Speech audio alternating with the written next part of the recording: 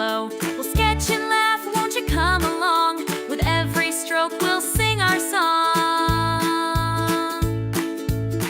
Drivel Draw, let your imagination soar. Drivel Draw, bring art to every door. No need to be perfect, just have some fun. Drivel Draw for everyone.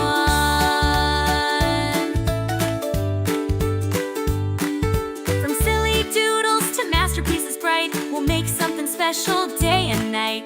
Colors explode with each new design. In Drivel Draw, it's always fine.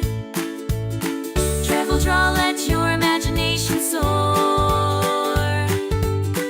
Drivel Draw, bring art to every door. No need to be perfect, just have some fun. Drivel Draw for everyone.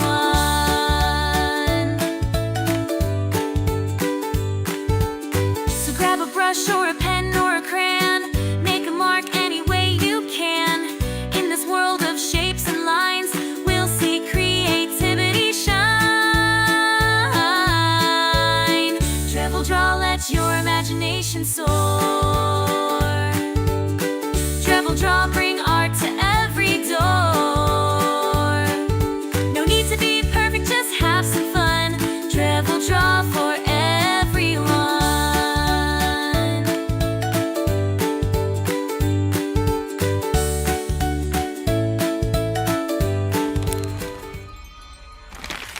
And we are live, and welcome everybody joining in tonight as we have returned to Drivel Draw. Our regular, well, it should be weekly, but it's been kind of like off weekly here and there. We were supposed to host last week, but literally some of the articles we were about to present were dropped right as we were going to go to stream, or after, and I kind of wanted to cover those because I was like, there's more information dropping at the time. So tonight we were going to be talking about how AI is making us dumber. It is not really a off-topic subject there. We'll also be drawing some Demon Blade in the first 2 hours. But we have changed our format a bit. At the end of the last 2 hours, we are going to be handling a request to draw. So we're bringing what was Dining and Doodles and bringing it into Drivel Draw the last 2 hours. Now, our time slot may change a bit. I might move this back an hour in the future, but for right now, we're going to try and push the 8 till noon for a little bit. So yeah, tonight our subject is going to be AI is making us dumber. There have been a few studies that are coming out about this, and this should be no surprise to anybody. I mean, with the upgrade in AI and with the mass use of AI, a lot of people are going to be finding out that some of the stuff that we do these days, especially the younger you are, the more likely you're going to be using AI. And this isn't to talk about like the art or the copyright. We've kind of covered that. We'll cover it probably again another time. This is literally to talk about our intelligence dropping because of AI. And a lot of it is it's the same concept with any new tool sort of in mankind's hands that makes things simpler for us. It happened a lot when we got to having mobile phones that we saw a drop in intelligence because we had the information in our hand. We didn't really need to research for information. And that's part of the problem here is we're especially growing up or having an audience of children these days grow up that aren't being required to actually read or study. And it's damning. It really is. When you give them a book report from school, if they even still do this. I am not in school. I do not know a teacher currently in school. I know several teachers from the past, but not any currently in the schools. But these days, you'll have a lot of people come on and be like, oh, well, my little Timmy had to, do a report on, Huck Finn. I know Huck Finn's not really taught in schools anymore, but hey, we'll use that as an example. So, he went on ChatGPT and had ChatGPT GT basically come out and say, oh, we're going to, have them write this story or this review for them. Well, all the kid has to really do is be like, I want a book report of Huck Finn, and I want it to sound like my age, and like we'll say the kid's 10. So a 10-year-old can just ask that of ChatGPT, and ChatGPT will create a 10-year-old book report on Huck Finn. Flat out. The kid can automatically turn that in. They're done.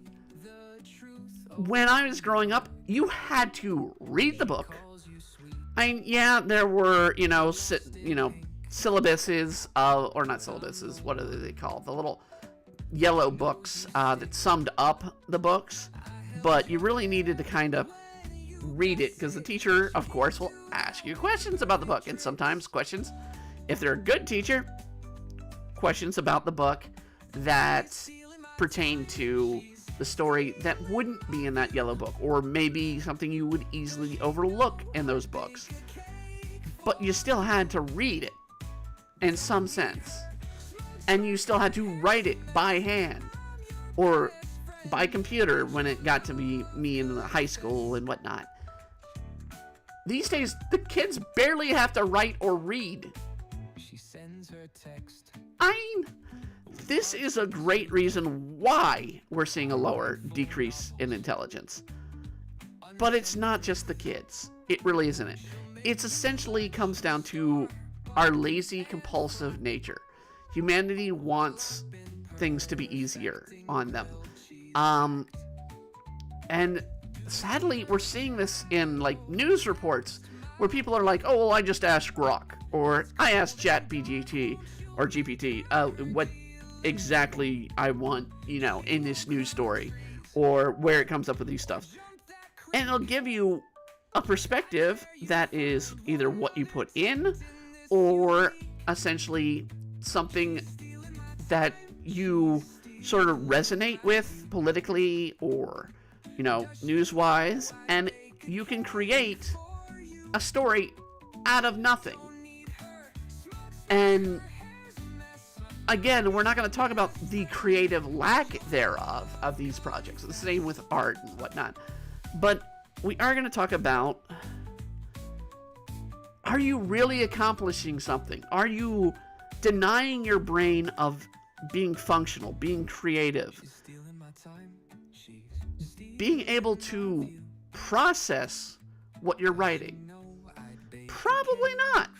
Hell, I wouldn't be surprised if there's some people out there going out there and writing these things through these AIs and basically being like, I don't know what it says.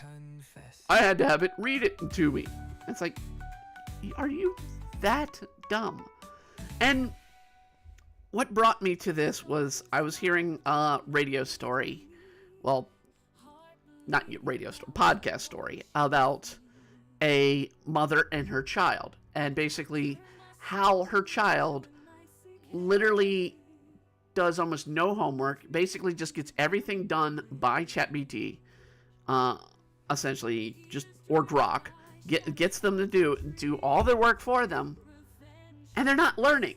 They're not actually learning because they're not doing anything other than typing in what they have to use as the subject, and their reports are written. This is not learning. You learn by doing, less by seeing. Some people can learn by seeing, but it's a lot more people learn by actually doing, and that's what's not going on these days. So we have a couple of subjects and topics, or a couple of articles to go through. 2 from Forbes, one from one of the scientific magazines, covering this subject. So that's what we're going to be talking about today. In the meantime, we are drawing pages of Demon Blade 11. So the series is currently on hiatus while I work hard to get Demon Blade 11 out and whatnot.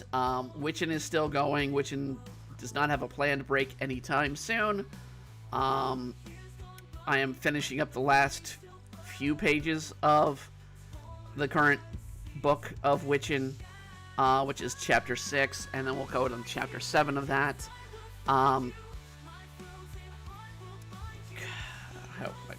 I hope this doesn't freeze up real quick. And you're freezing up, aren't you?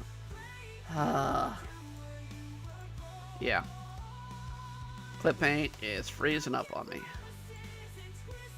I'll give it a moment. Nope. Nope. That's not where I want you. So, a couple things to talk about since we've last aired.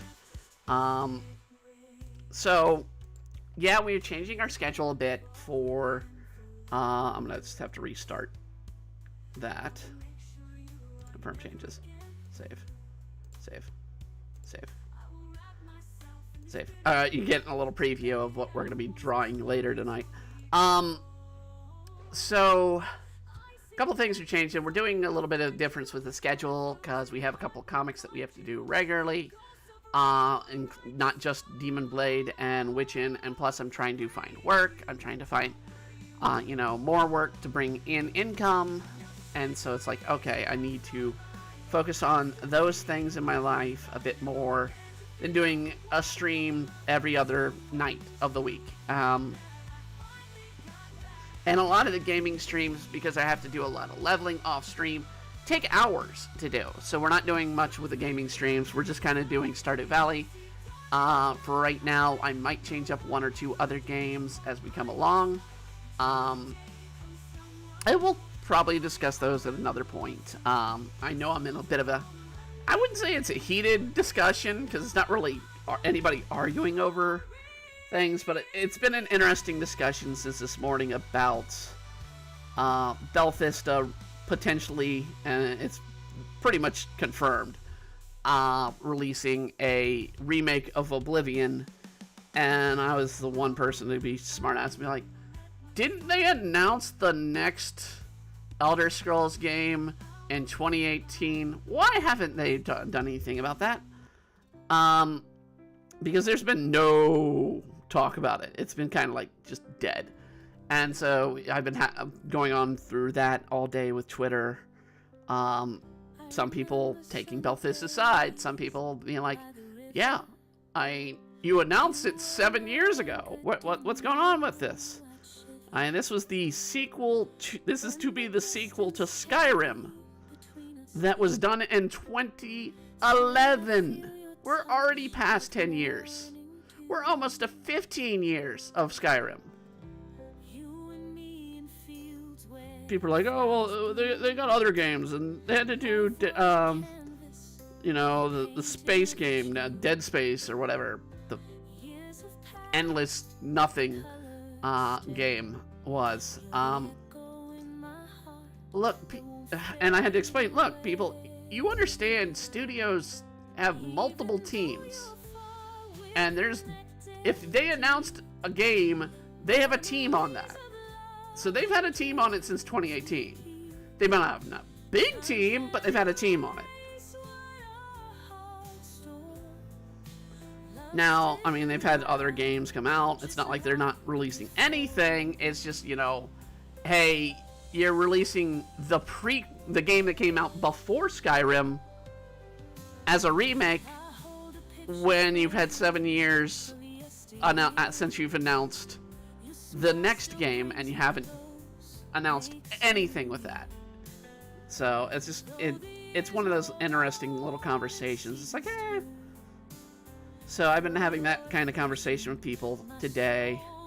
Other than that, I mean, it's just been trying to release some stuff. Some people are learning, hey, I'm not doing certain content anymore.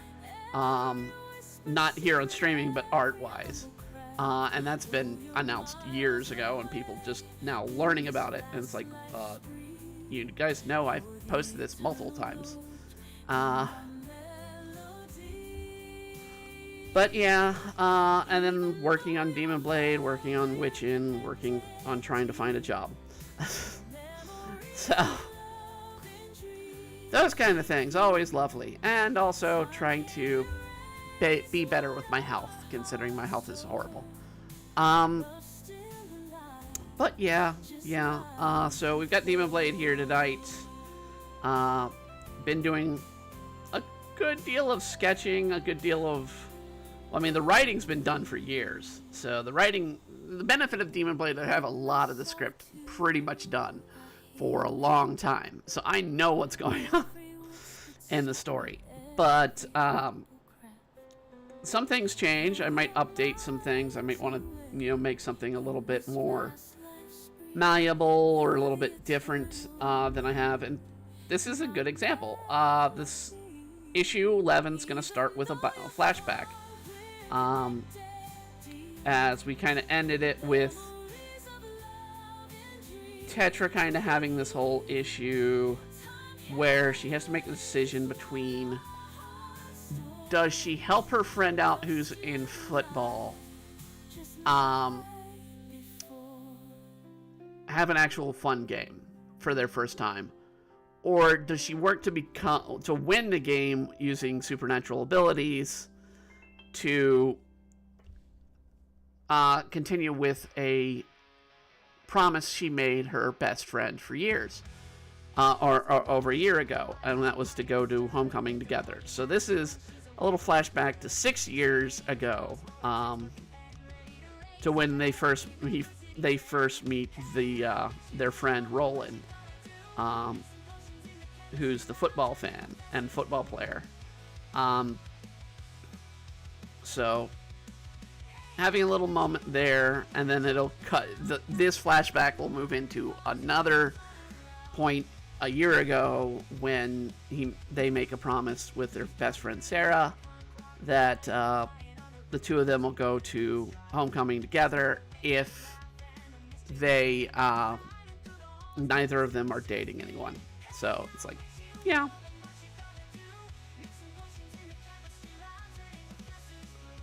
And so I'm just drawing out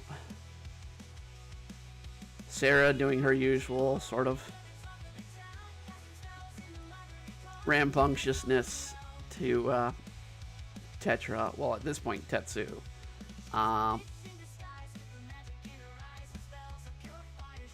But basically trying to get them into a little bit of mischief. Not anywhere near like the character Mai, who's the second main character of the series. So,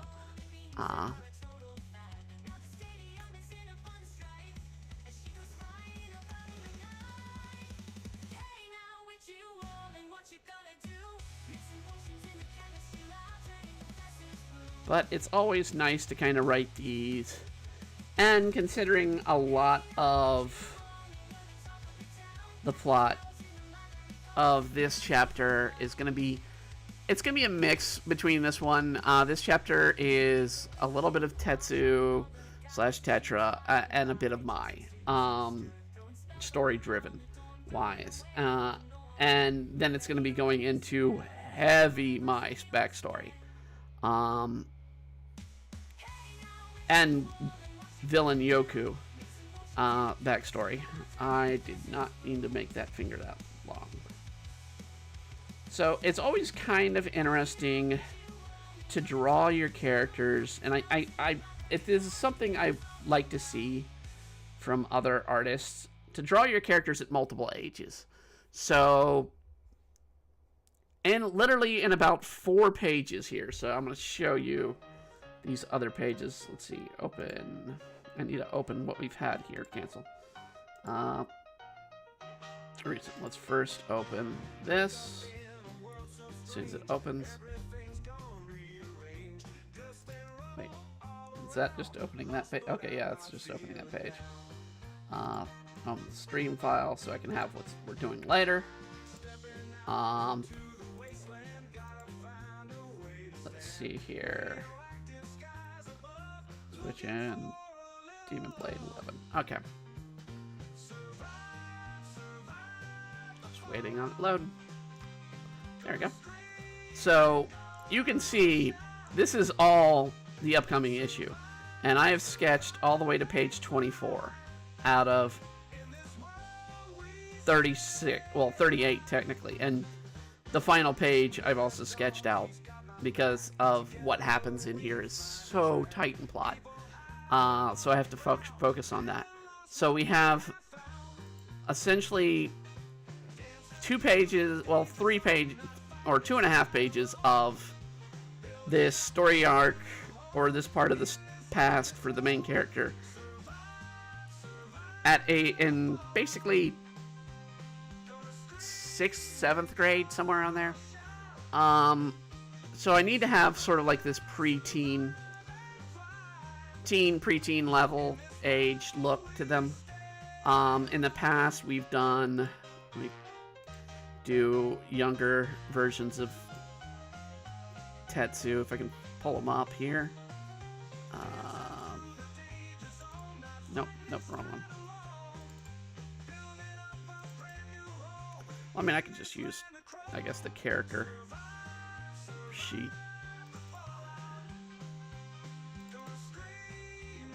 So I pull up. Where are they? Tetsu. So this is Tetsu age 7. This is Tetsu age 17.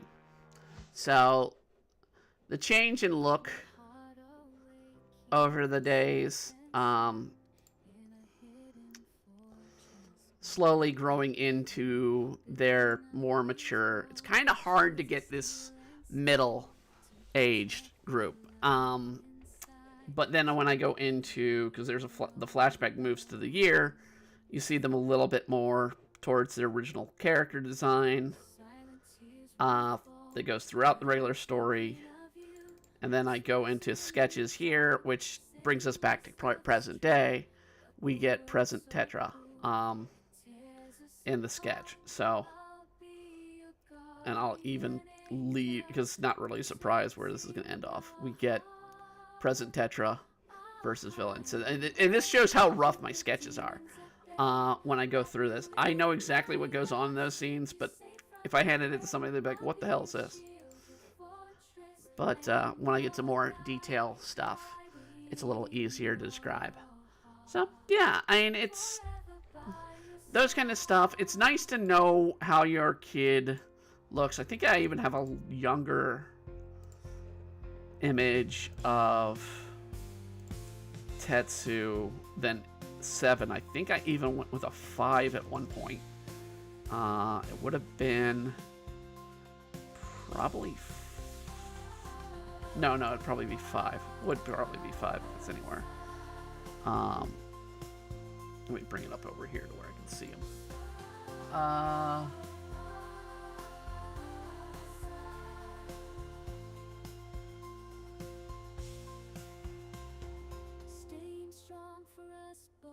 I don't know if I've kept that scene in there. So there was a scene, there was a scene to be written where, so the overall plan in the ultimate story is Tetsu/Tetra needs to go and work for the family farm back in Shirawai, Hokkaido, by the age of 18. So the promise was made when they were basically 5 years old. Basically, it was originally going to be their father and mother were going to take over the family business, which is the farms. But the father didn't want to do that. They wanted to do what they thought was right for their child. And it resulted in an argument that got ugly between the father and his father. And ended up becoming okay. And eventually they calmed down and they're like, okay, this is what we're going to do. And it ended up being like, no, Tetsu is the rightful heir. They need to take over the family business. And so by 18, without them being told, ask a 5-year-old what they want to be. It's going to change in a week, if best. And so that's what happens, essentially, with the concept with Tetsu, is they kind of want to be like, oh, well, that's not really what I want to do in my life. But they're kind of forced hand because of this agreement with their family, and because their family has a notable business in the area. So it's like, okay, we're going to take care of that. Now, a lot of this of Tetsu's growth is, finding what they want in life, finding who they are and what they want to be in life. And it's not just, the whole gender issue. It's, other issues. It's like, hey, do I want to live my life as a farmer? Do I want to, very much chapter 5, 6, 7, it's all about what Tetsu's dream was always. And it wasn't the transitioning issue. It was they wanted to be a hero. They simply wanted to be a hero. And now with Mai around, they're kind of being forced to be a hero. So they're actually having to take up the role of what they used to dream about. But life and responsibility still has to take place, and other events will still come. You will still see the moment that, if I ever get to it, that they will leave to go back to Japan, because the story starts in Japan, goes to America, an area, a fictional area in Oregon, but it's based off of the locations based off of Fort Hood, Oregon. So if you want to know where exactly Winchell is, which is the name of the fictional town, it is essentially Fort Hood. It's I based it off of that for multiple reasons. Most notably, the Japanese population is one of the highest right there.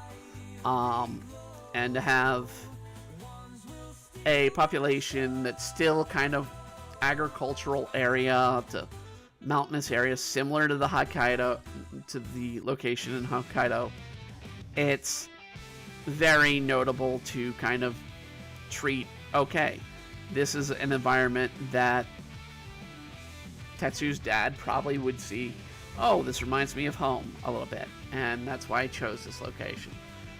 Meanwhile, of course, Tetsu's mom's very physically absent from most of their life because she's a businesswoman. She's still part of the family business, but she's out and about making deals, whining and dining people and all that. So because she's gone all the time, they have to fill sort of the role, basically of themselves, of responsibility and life and all that. And so while their dad is somewhat responsible, they're also somewhat irresponsible at times, but not in a bad way. It's not as bad. I mean, I've been talking to somebody about the family of Ida's actual family this week, in Witchin, and how Ida's father does not know what's going on at all. They're completely in the dark. But Ida's mom knows, but Ida's mom's also like, I can foresee, because she has the ability of precognition. She's like, I can foresee it, and yeah, it's gonna suck. My child's gonna have problems, and they're gonna have to deal with them. But it helps them grow, and that's much the same relationship Tetsu has with their family. Is you have problems, you still have to learn how to grow. And a lot of that pertains to exactly what we're talking about as we go into our first talk version, our first article here.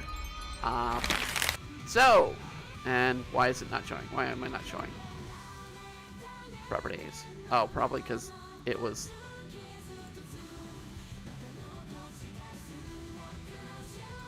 Alright, I don't know why it's not showing. Hold on. Properties. There we go. Alright. New study says AI is making us stupider, but does it have to? Alright. This is by Forbes. Written by Lars Daniel, contributor. Basically covers digital evidence and forensics. So a new study published in Societies examined how growing reliance on artificial intelligence or AI tools may undermine critical thinking skills, particularly those of phenomenon of cognitive offloading. The researchers raise significant implications for professionals who depend upon AI as high-stake fields such as law, forensic science, where over-reliance on technology can lead to errors and serious consequences. So in this sense, they're more worried about if legal divisions, if police, if, detectives start using AI to solve crimes, to be like, here's A, point, and B, and point, it could lead to false imprisonment. And I mean, it's possible in all sense of the matter. But it's not just, the problem is, if it's in the scientific community where they're, trained to do this kind of stuff, how is it in normal population? So, cognitive offloading. Frequent AI users are more likely to offload mental tasks relying on technology for problem solving and decision making rather than engaging in independent or critical thinking. Look, I used to have a comic literally called Critical Thinking. It is a very, very important skill because it helps you in problems and life. When a problem comes up and you need to solve it, you need to critically think those things out.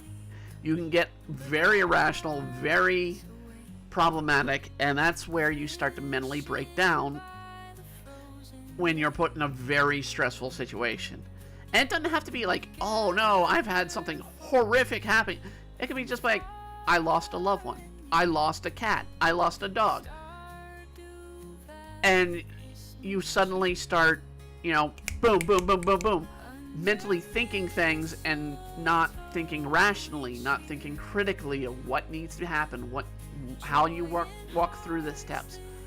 And that is what really erodes the mental cognitive capability that you need to have to solve situations. Then we have skill erosion, and this is what we kind of talked about earlier when we were talking about, we're not teaching, kids are not even learning, they're not even reading subjects, they're not actually learning how to research, they're not learning how to do the task of actually learning something. And that is a skill erosion, and it's because we're relying too heavily on AI tools to do our work for us. And this is only going to get worse because AI is not going away. As much of a problem I have with AI being an art issue, and by all means support actual artists, don't go out and, be like, oh, this is an amazing piece. Well, it's done by an AI artist. And it's like, no, that's not actual art. We need to make sure that AI is used as a secondary tool, not a primary tool. And unfortunately, and this even says, generation gaps.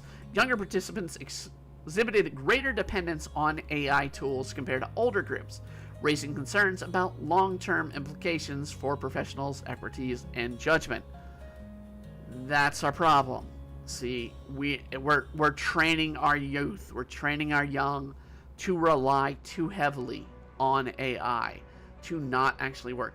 That's one of the reasons I am enjoying that the Department of Education is saying something general to try and stop kids with telephone or phones in the classroom. You can have them at school in a locker, but take them out of the classroom, make the kid actually have to read the project.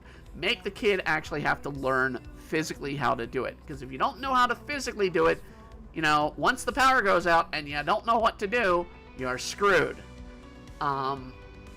Because it happens. As much as we want to rely on AI and say AI can handle everything, simple things such as solar flares, EMPs, those things can destroy AI in a second.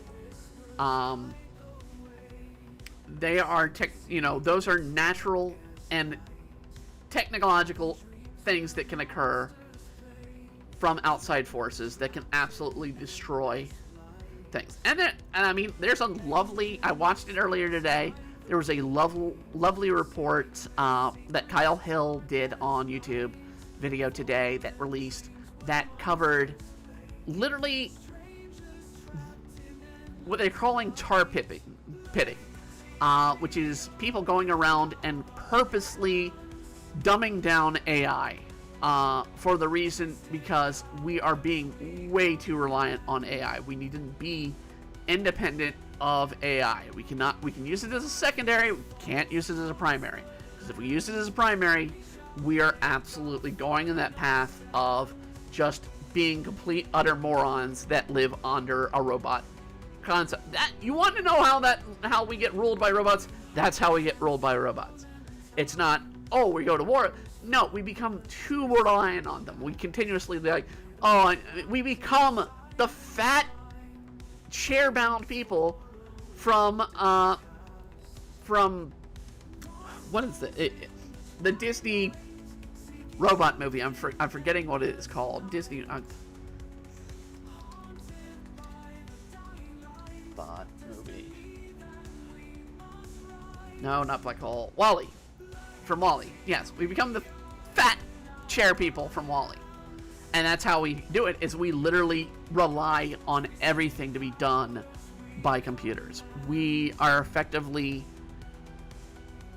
It's not a form of human slavery, but essentially we make servitude out of robots, and then we slowly erode what we actually do in our lives. To the point where we're not doing anything, and the robot's doing everything for us. And we're getting to that point, and it's the dumbing down of society that AI is starting us on that path, and it's a dangerous territory. Go and read some books. Go and freaking create something. Create a story. Write some music. Do something with your life that is not wholly dependent upon AI. I'm sure. Could AI do something better? Yeah. I mean, these songs you guys hear, that's AI created. The songs I have playing here, I've written a lot of the lyrics on a lot of these, but at the same time, the music you hear is AI created, AI performed. I can't sing. I sing horribly. I've done a couple streams where I've been singing with the music.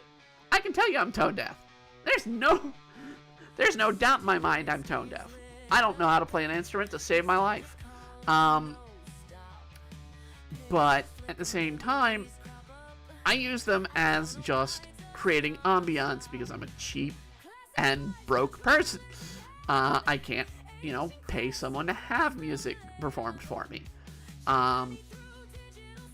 So I trusted AI just to create this music. Do I sell the music? No. Can you hear the music elsewhere? Yes. We are putting out it's currently available on demonblade.com or demonbladecomic.com. So you go to demonbladecomic.com, you can read all the issues of Demon Blade that are available.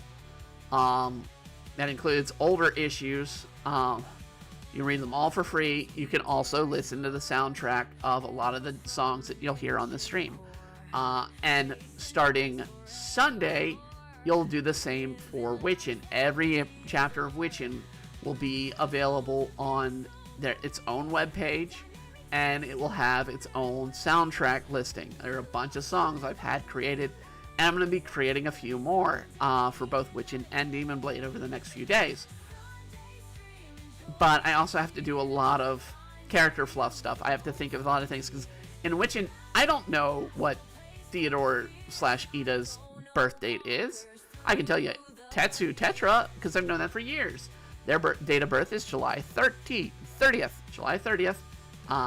In the current chapters, both 10 and 11. So, I mean, if I go to the cover, I don't know if I have the cover situated here. Oh, no, I do. So if I go to the cover, so we have Mai here on the front cover. 14. 14 is her birthday. February 14th, Valentine's Day, is her date of birth, her birthday. You have the Golem here. His number is 10. It is representative of the issue he is founded in. He doesn't really have a date of birth. It would be somewhere in October, in the story-wise. But his number is based on the issue he's found in. So they're little nooks and crannies that go in there. Another good one is I have later issue, or I think like chapter 4, it's first mentioned. Tetsu hates chicken. And the reason Tetsu hates chicken is his family runs a chicken farm. So Tetsu has a disdain for the very thing he has to raise. He has to help, going through. And it's like, of course they're going to hate those things. It's like, if my lifestyle was 100% around Animal X, so I mean, I love cats, but if my life completely revolved around every detail about cats, I'd probably come home and be like, I don't want to see another cat. But it doesn't. At the same time, I don't know. I'd have to try it. I'd have to really try it. I've applied to a few pet shops, or not pet shops, pet locations, and I don't know if I'd be all lovey-dovey on every cat that would come in the door. I don't know. It'd be something to say. So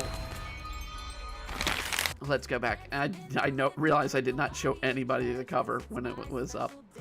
So here's the cover of issue 11, right here. So of Ball Games and Ball Nouns. This was already released, so it's not like I'm releasing something big to do. And we have, like I said, there's 14 right there in my shirt. Can't really see the 10 on the golem here, but when I draw them in the pages, or when I draw them in last chapter when it was started, this storyline started, his number was 10. And then we have Tetra and Kyle in the background here, and we have a dark, ominous overlook of Shinyoku, the villain of this story arc, because this is becoming the head point for Yoku's battle and Mayan Yoku's history with each other. So a lot of that's coming into play in this chapter and into the next 2 chapters after this. So chapters 11, 12, and 13 are very much the central part of this arc. And we'll have ramifications throughout the, issues going forth. I mean, it's the first real big fight.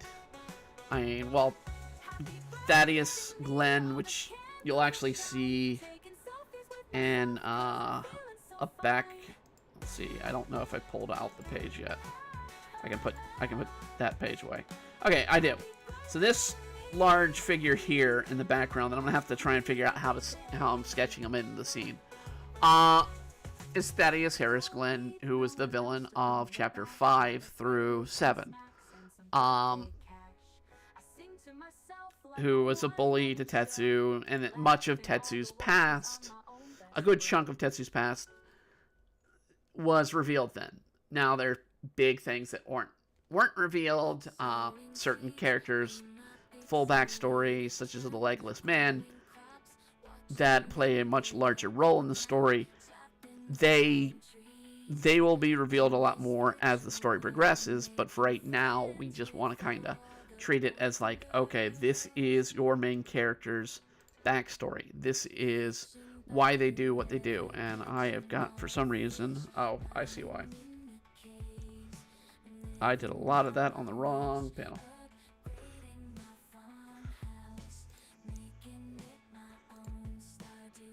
Still open. Let's get the hand at least.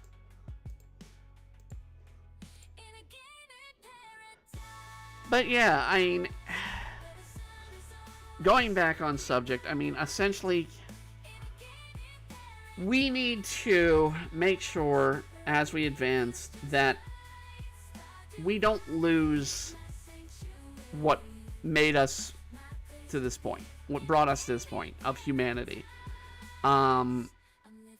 It's the danger of, forgetting history, or those that forget history are doomed to repeat it concept. It very well is something that is a problem if we don't focus on what we're doing with ourselves, and what we're doing to ourselves in technology and entertainment and all that. we're doomed to repeat it. So I mean, it's a situation where, do we know what we're putting on ourselves, and how do we solve this? So, perfect example. This is a Demon Blade AI song that I wrote.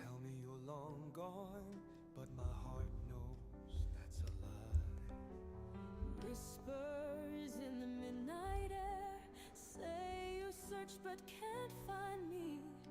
I'm not a ghost, love, I'm right here, fighting for our destiny. Our love is bound by chains so strong,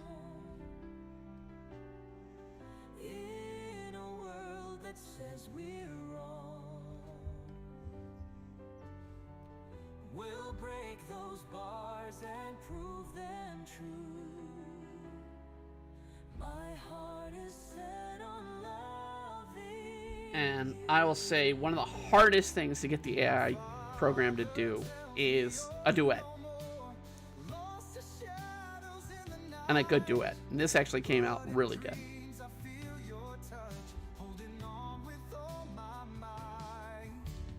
Doubt casts darkness on our path, trying to tear us far apart. But I'm here just out of sight, holding on inside your heart. Our love is bound by chains so strong. So this song is all about what happened in the beginning of chapter 6. So the backstory with Tetsu and Kyle, the love interest.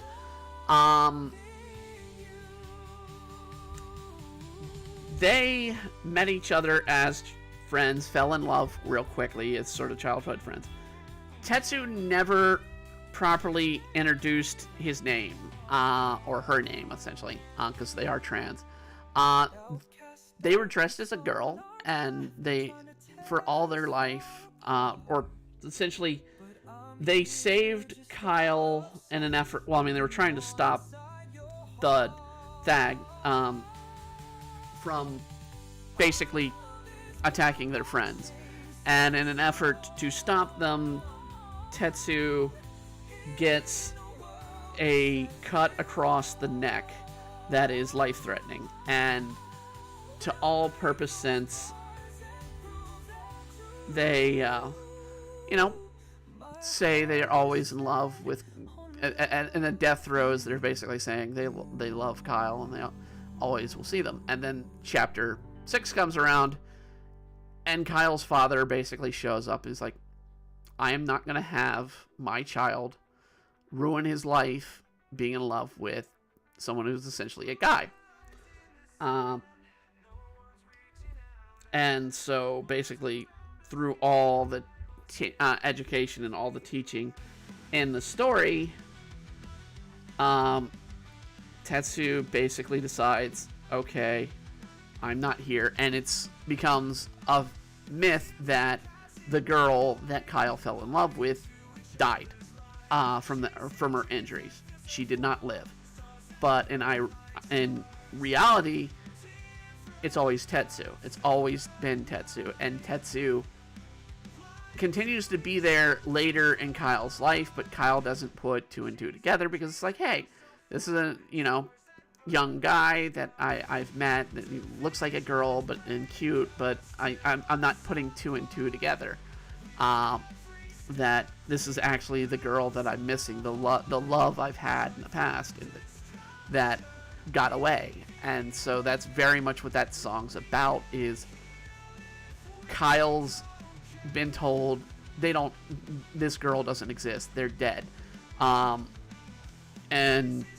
in turn, that's just like, no, I'm right here, but I can't open up, because you're talking a 7-year-old basically being told, never interact with my child again. Being shamed by an adult. Literally after they saved that person's life.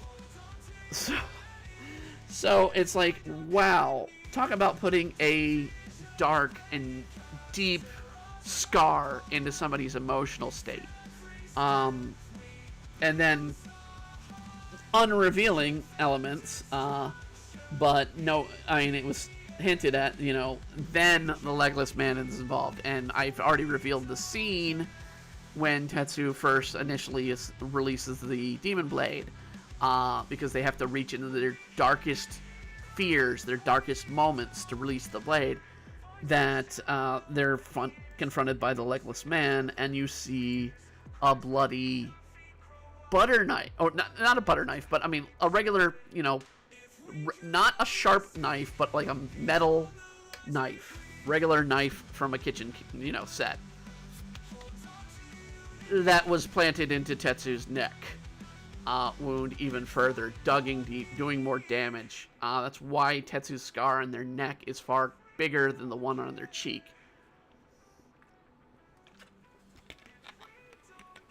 So you have a 7-year-old go through some horrifically traumatic elements. And I mean, look, you can see, this is the scar on the neck, this is the scar on the cheek. Well, jaw, essentially, but yeah. To constantly live with that and have the emotional and physical scarring just gut wrenches. And to write a song about that, essentially that's what the song's about. It's like, we still exist. Do we still love each other? We don't know. That'll be answered in chapter 12. But it'll be hinted at the end of this chapter and answered in chapter 12. Spoiler for those who have read the original series in 2013. Well, not the original series, but the 2013 series. Spoiler: yes, they're still in love with each other. So it's just how to write a good story. You need to have sort of those character elements. You need to build up your character as to what drives them, what deal with, and whatnot. And it can be not something as dark and traumatic as Tetsu had gone through. It could be, something simple. I mean, in Ida's case, for Witchin, because it's a humor-based comic. It's not, anything traumatic. I honestly have not completely come to my concept of what Ida has scarring their past. Other than just their relationship with their father. And their relationship with their father has been like, oh, well, I mean, he's a great guy. He likes him. He envies him. I mean, essentially, his father is a more capable mage than they are. And yet their father doesn't like the normal humans, the humans that don't know magic. And so in order to learn magic, they have to defy their father, who they've always looked up to. So that's Ida's trauma, but Ida's trauma is far lighter than Tetsu's. Far lighter. And it's just how you create a character to build a story. I mean, Mai's trauma is very much at the beginning of the story. I mean, her heart is ripped out of her chest, literally ripped out of her chest, and used to form a blade. Now she's a demon, a specific type of demon, a Yuki Onna, that can live without that, their heart going. I had to go through, it's like, would this be possible in the myth and the logic of Yuki Onna? And yes, it is possible. So they would essentially have to deal with their life torn and destroyed. But at the same time, Mai is a very energetic, enthusiastic person, but she doesn't understand modern world. And coming from 300 years down in the past to present day, where she's been isolated for 300 years, she doesn't know squat about humanity in the current day. And so she doesn't know things like technology. This is an Ida song. I mean, this is a song right here for Witchin. I mean, this is all about Ida learning how to be a woman, as told by her roommate, which is very chaotic.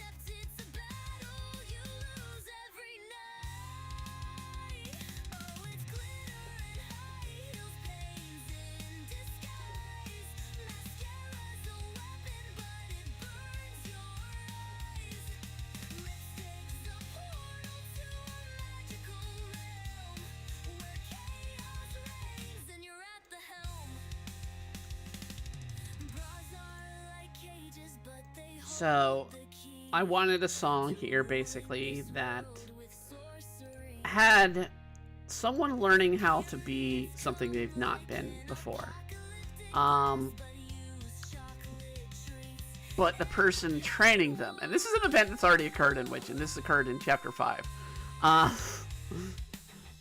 that the person training them purposely loves chaos.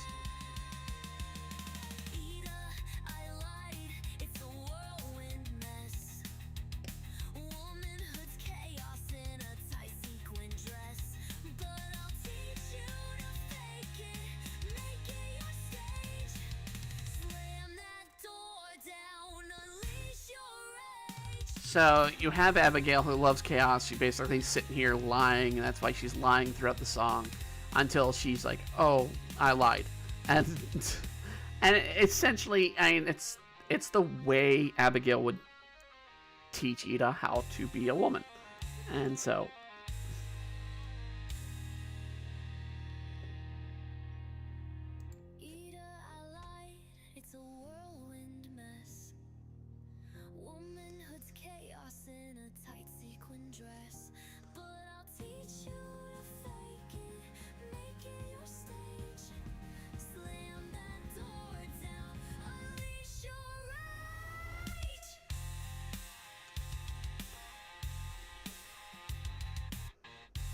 Now, given how few stories and chapters and elements exist of Witchin', there's a lot more of the songs that are to come out with the release that are going to be a bit spoilerific. A bit.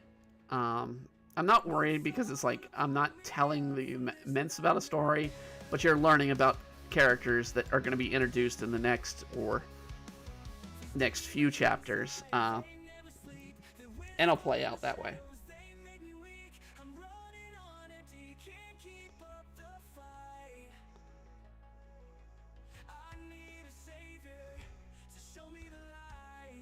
So this is just essentially a Demon Blade song that has no real ties to the song. So I kind of just like let this go. But I enjoyed it that it's on the soundtrack.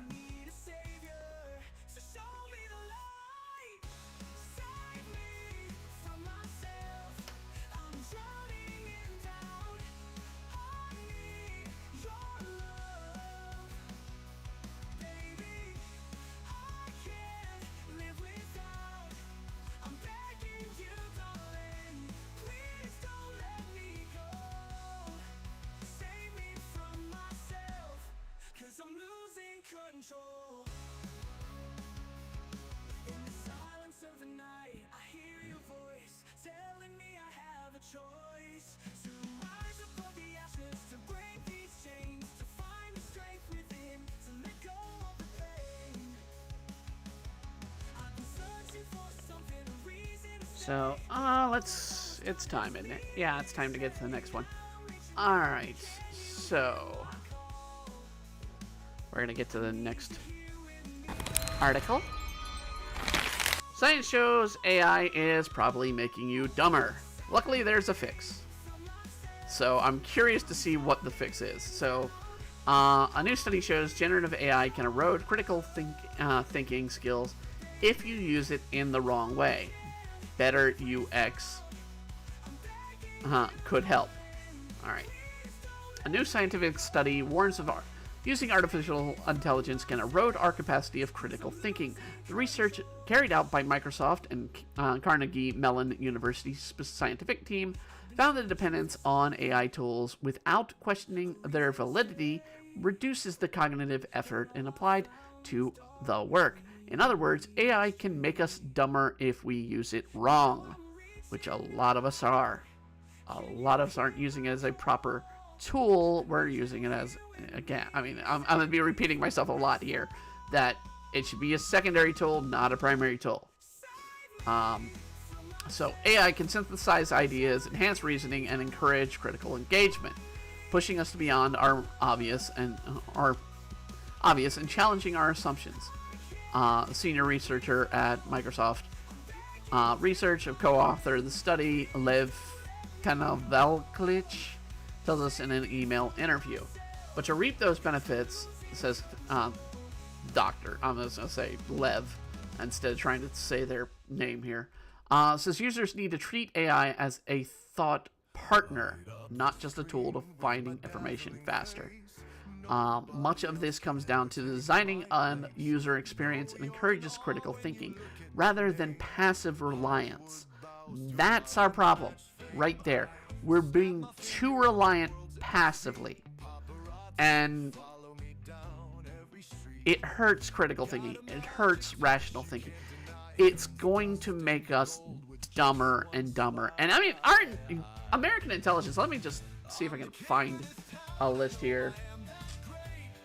Chart of American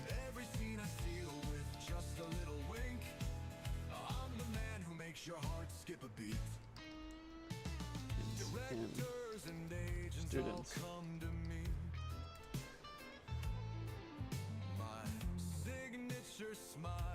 All right. Let's see if I can find one of these. I just need to see the chart. All right. No, that's not it. That's not what I was looking for. Here we are. Here we are. Okay. Basically, this is the concept of our intelligence. So verbal meaning goes up. Inductive reasoning is all the way. Is it the circle? Okay, it's the circle. It's been going up. So those two are up because those are more social, interactive technologies. Let's see, spatial orientation. You see this dip? That is when cell phone, or when we started getting distracted with certain things.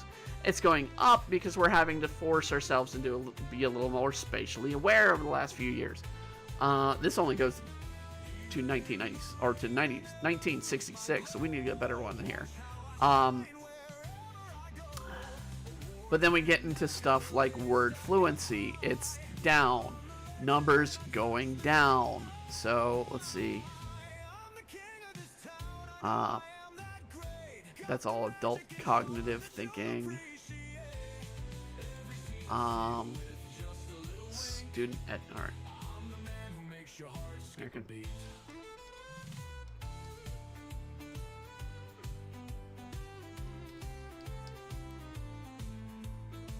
We'll go with this 2023. Longer search. Okay. This might be. So, the reason we always see sort of the decline in test scores. So, we're looking at test scores, 2400 being the, highest in intelligence you can score in a lot of these test scores. We see them in suburbs and cities. So, white people tend to be about middle ground. Hispanic suburbs, they tend to go up.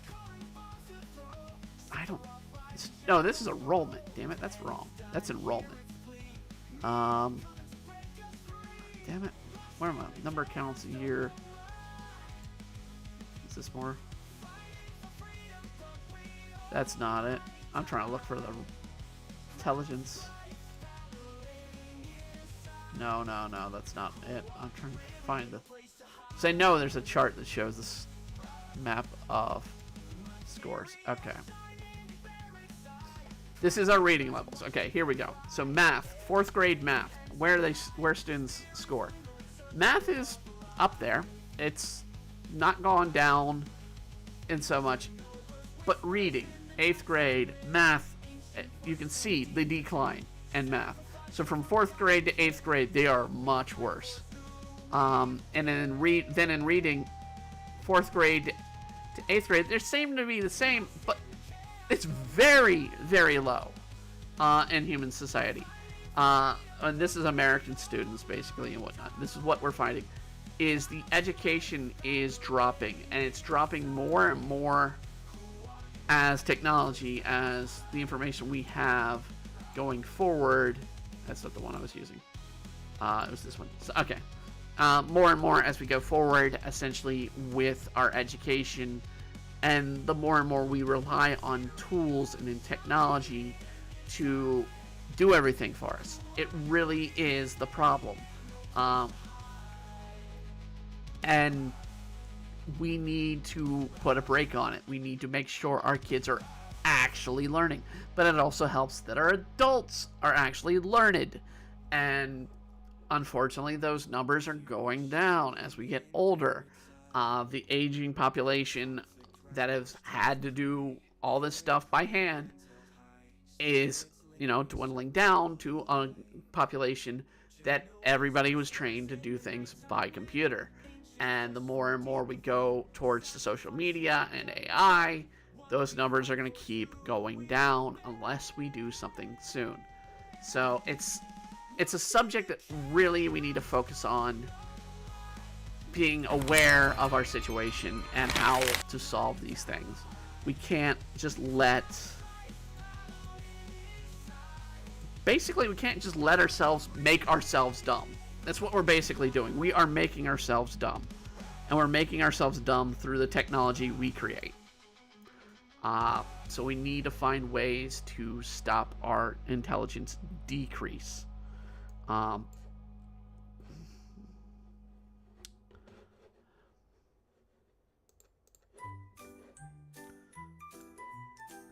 mean, this is me just playing with AI.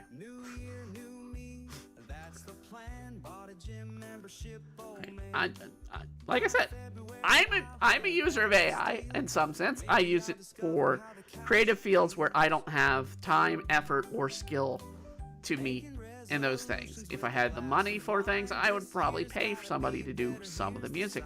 But considering I need hours of music for backgrounds on the streams to fill, especially when we get into the request drawing, I'm gonna have to focus a lot more on the actual drawing. We can't focus on the the story of the AI problems and whatnot. In fact, I gotta look up a name because I meant to do that earlier and I did not do it, and I just realized I don't have it here in front of me. I need to look up the name of the person that requested this request tonight. So let's see here. I know where I got it from. I just need to pull it up. Why am I got an echo all of a sudden? Okay, let's see here.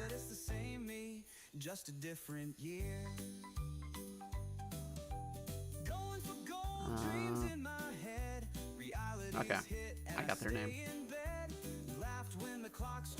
Okay. So, we're going into the final hour of the talk session. I don't know why we've gone all of a sudden echoey, but I apologize. We're trying to work through some of the tech stuff here lately to make these more uniform and whatnot. But there are other areas to talk about with this AI problem. And like I said, we're not going to talk about the art end of things. We can talk about that, and I could go day and night on that subject, and how it hurts creativity. And there is a notable thing to talk about there that happened recently. Let's talk about that one.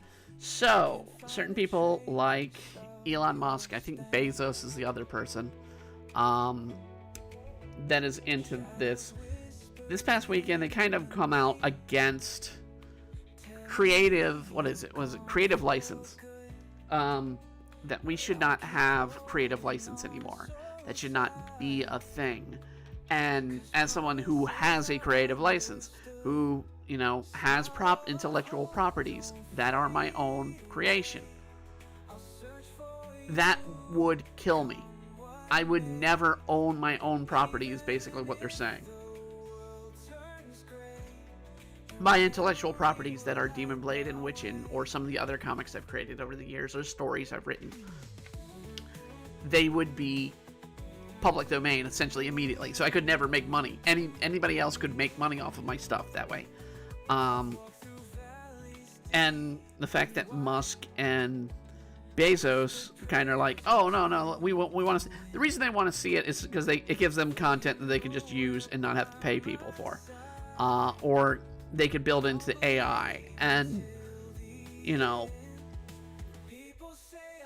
it's an area that on both of them I really wish would be just like shut up and think through what they were doing.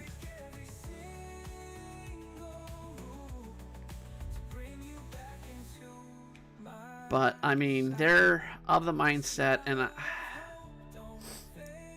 I'll tell you really who kind of screwed that kind of concept into society. And it wasn't, I'm not talking like some, historical figure or whatnot. It's pretty much Star Trek Next Generation. So it wasn't on the original Star Trek. I don't remember if it was on the original Star Trek. I didn't really watch Star Trek that much. But Next Generation had something called a replicator.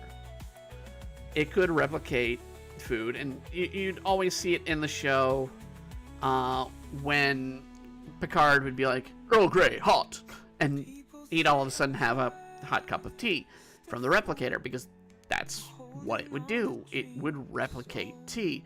Now imagine doing that, but with intellectual properties. I'm like, I want a Ferrari. Build me a Ferrari immediately. Did I pay for it? No. I had a computer build it for me. Is it a copyright infringement? Hell yes. That's essentially what they were arguing. And no matter what side of the aisle you're on, you should be against that kind of stuff, because it's basically any creator would have their property just null and void if that became the thing. And unfortunately, we're getting into a society where people are very accepting of that.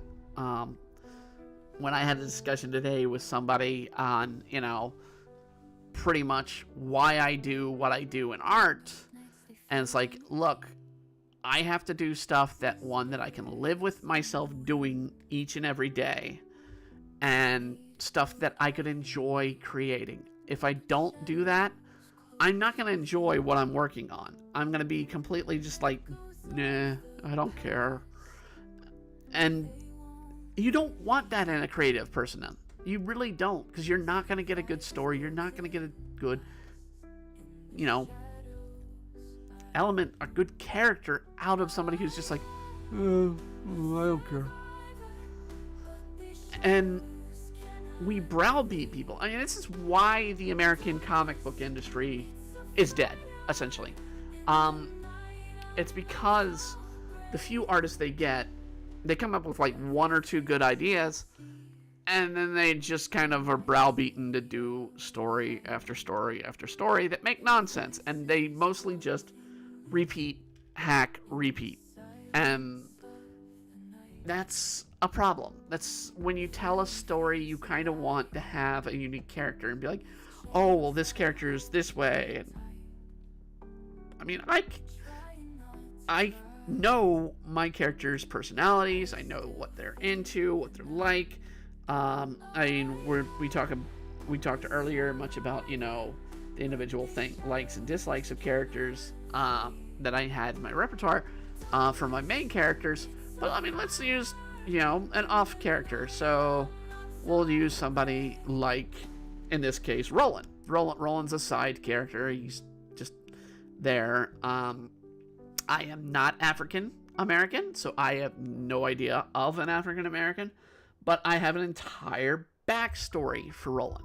So I know what's going on in his life, that his parents work in a banking industry in Portland, Oregon, and that they basically felt he would have a better time growing up and learning and becoming an adult if he lived with his grandmother over here in Winchell, Oregon.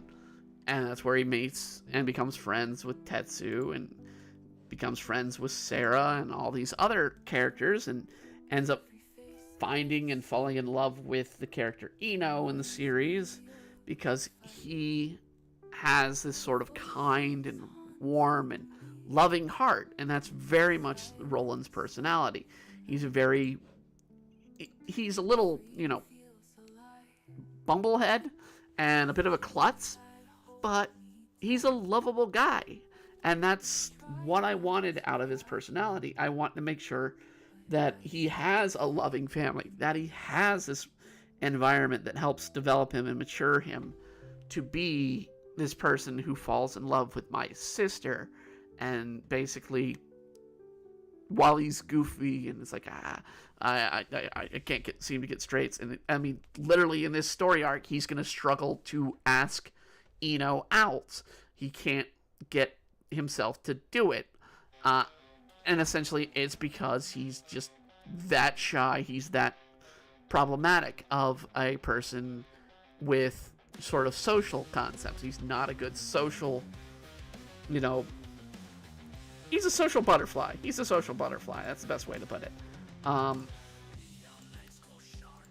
So I want him to have sort of that personality going into here. So we're having this wonderful meeting of when he and Tetsu meet, and what bonds them is a stupid thing. Both of them love math, but they both love math in the concept that Roland learned math through sports, being a fan of statistics, learning how the statistics work, and learning that how it plays. Tetsu is just vastly intelligent. One of the arguments here in these very panels is going to be, he could have graduated when he was, in a freshman in high school. And the reason being is they have a vast intelligence. They've already met and beat all the sort of courses that they need to go through in high school to graduate. The main reason they don't is because they're like, I want to live my childhood. I want to live my life. And until I'm 18, I can do that. And so that's why they're still going to high school. Why they're still trying to be, a child and enjoy their life. And much of that is how it's how I have to think, how is this game? Because I am not Japanese. I study Japanese. I study the, culture, the history, the written language. But I mean, I've studied cultures and languages or cultures of multiple, different countries. And a lot of those cultures will come into play in Demon Blade. But a lot of it is through myth and legend. So it's like storytelling. So what, there might be a story, in India that I'm going to put in here. There might be a story from, African culture that I'm going to put in there. I guarantee you're going to get a CZ story in here as we get into the Blade Masters, which are much later in the series. There will be a Blade Master that goes through the CZ story. There's going to be one that's from India that's going to have a story based from their culture. And I can tell you right now, there are 4 Blade users that I have written. I've revealed one, which was Gavin the Ripper Randall, who's based off of Jack the Ripper. Big surprise. But, I mean, their personality is very much British 80s rocker. Punk rocker. Personality. There's another one that's going to be a couple. One is going to be a woman that her power and ability is based off of Annie Oakley and the myths and legends of her guns and her way of shot. The other one's going to be based off of Don Quixote, the original, story and all that. And so bringing these myths and legends and stories that have been passed down from century to century to century, that's how I create characters and story in Demon Blade. And Witchin, I just mess around with stuff. As like, what is a cool, because I play D&D, what's a cool thing to do with magic?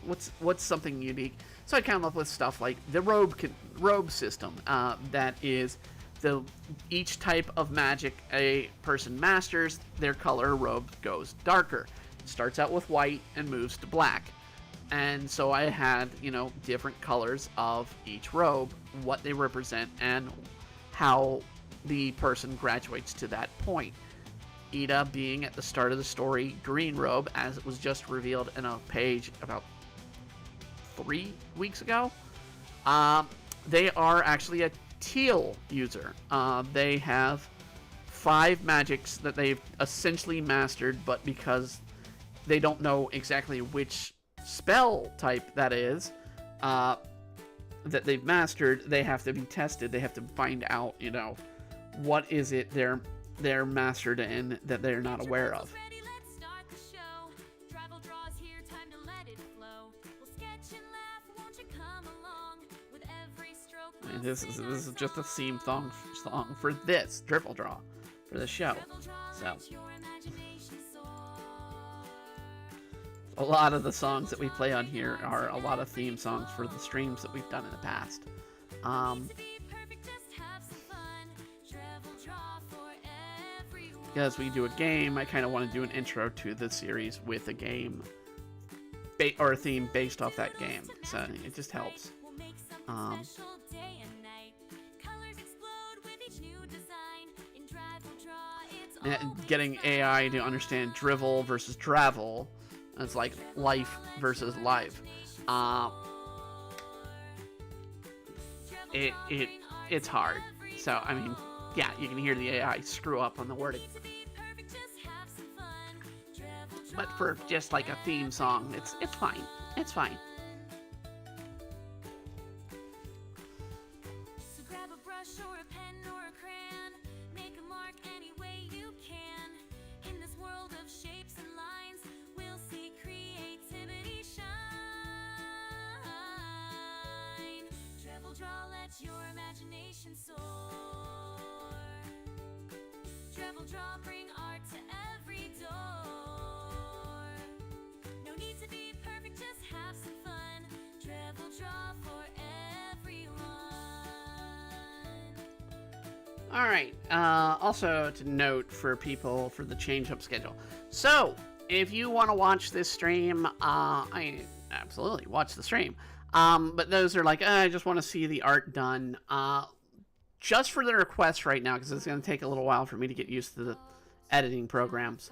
I'm going to take the stream and I'm going to just take the request section and be making quick draw videos that are going to go for pretty much shorts with one of the songs that we've created over the time with AI recently. So I don't know what song I'm going to represent with this week's. I might even just do one of the instrumental pieces. I'm kind of amazed a lot of people don't do instrumental pieces on those AI programs like Suno. I mean, we covered Suno in a stream. We covered it as a stream. We kind of discussed it. It's a nice program, but it's important to understand.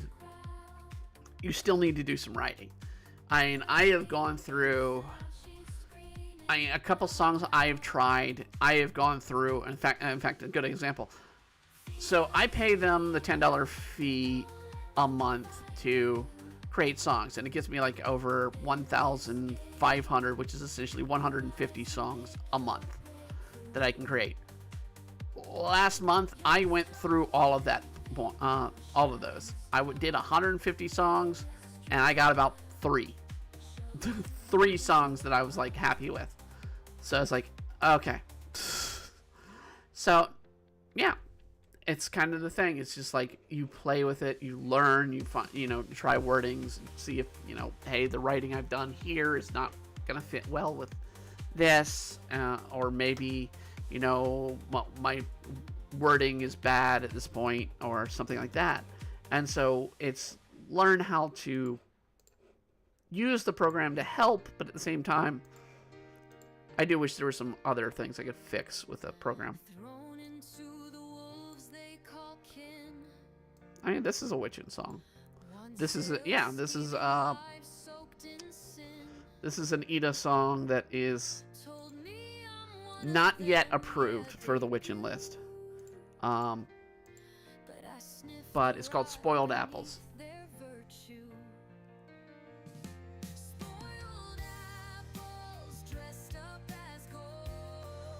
And basically just talks about the Wansdale family, how corrupt and evil and decrepit this family has become, with their family symbol being an apple. amongst wizards and witches. So they're spoiled apples. And basically how they're trying to use Ida to try and boast themselves.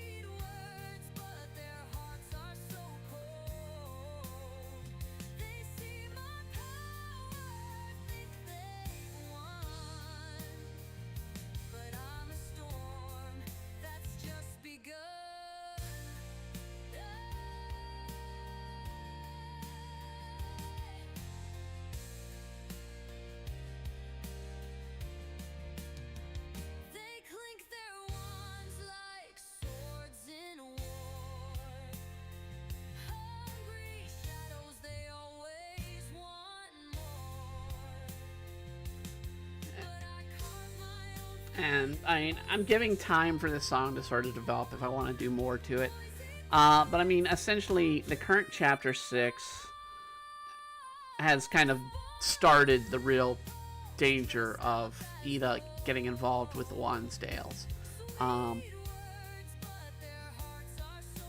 in the story, and it's going to be an ongoing threat. That in order for Ida, because they use the name Wansdale to get into college because it's a popular witch family, a huge popular witch family, and so they kind of went into the falsehood using the family name, and they thought, oh well, you know, I'm not actually asking anything from them, they probably won't care, and lo and behold, the head of the household's like, no, because you're showing promise in something that I have not seen with my family. I want you to take part in this.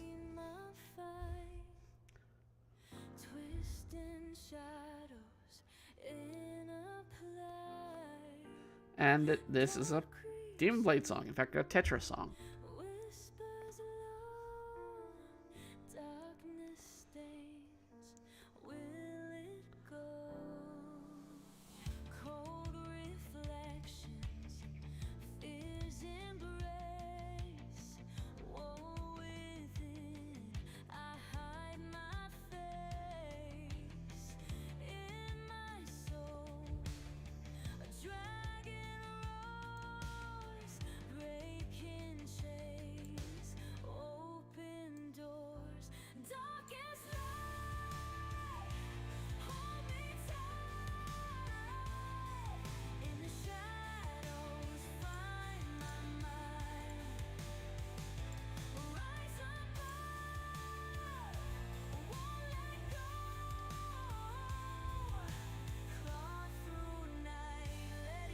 Again, going on the concept, the way they find their power, the way they have to do it is they have to go through the darkest point of their life. They have to confront the darkness within to bring out the light. And that's how the blade comes about. Hence the words darkest light.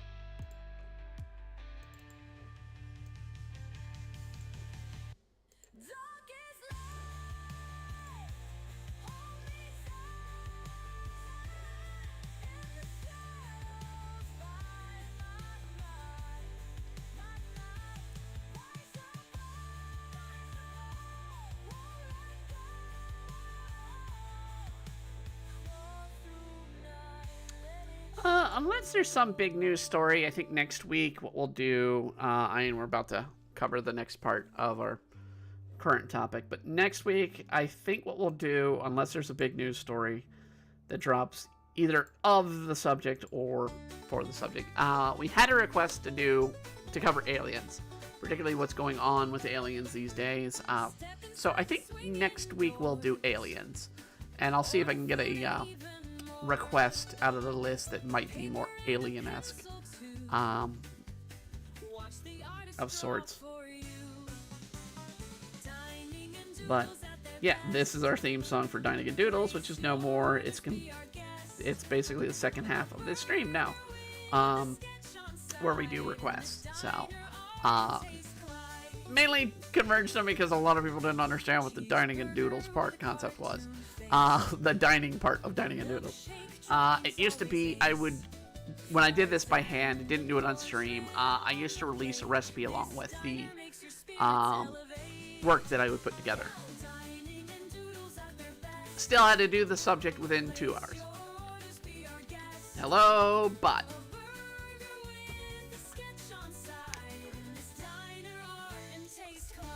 Twitch living up to its wonderful, wonderful concept of bot lovers.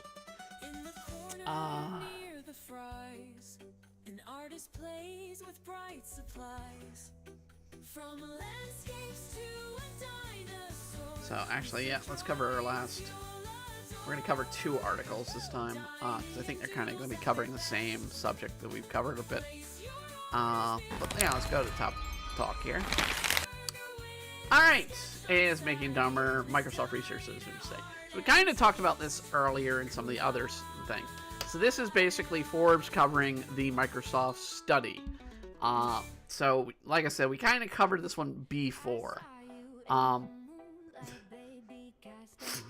This song is so weird. When it comes back up, I'll probably talk about this one. But so basically, it talks about the same concept, the cognitive thinking, the fact that we need to be doing more critical thinking. I don't know if this one covers the exact same topic. Yeah, it does. Okay, so both of these are going to kind of rehearse, so we'll just kind of go over what this whole thing is about to sort of sum things up. So, the study shows the more we use primary use of AI, so we're using AI to create for us, we are dumbing our education. We're dumbing ourselves. It's not just students, adults do it too. We're leaving ourselves open for falsehoods, for misdiagnoses, for misinterpretations. Now, the concept is basically saying we need to make it a secondary tool, not a primary tool. And unfortunately, a lot of people in society, a lot of individuals are going about and making this a primary tool, especially students. It's causing the students to basically be like, I just need to write a book report about, this thing, ChatGPT, write me the story, put it in the words of a, person my age, and automatically got a story right there. Got the book report. Don't have to do any work. Don't do any reading. Don't have to do any report. Everything is done for you. There are absolutely channels here on YouTube. I don't know if they're really on Twitch because I don't know how well a live performance of an AI could be. There are a few AIs that are built to handle Twitch, but not many. It's more YouTube is inundated with AI channels that just pull out slop content after slop content after slop content. And people buy into it. They buy into it. And they're like, yeah, I believe this. And it's total crap. It's nothing. It's made up by a computer. And it is ridiculous, these creators that do it. And you can absolutely go into some of these programs and listen to an AI voice immediately tell you these. And it's horrible. Basically it's like, very monotone voice. I'm going to tell you this story and tell you why we are doing these things. So, it's it's the dangers we're running across. There's currently the, lawsuit potentially for a, to put in a union of voice actors, because voice actors are being threatened by AI technology replacing them. Now, I'm for replacing the voice actors that do just the ambience. So it's like, the I took an arrow to the knee in Skyrim guy. I mean, that could be a voice actor, but, the same person that says, I sell wares. I mean, you could have an AI do that and then do it in different tones and different vocal ranges and pitches, and it'll actually make it sound like a lot of different people in a game. You don't need to have, pay a lot of voice actors to do those minor roles. And it's not much money for them anyway.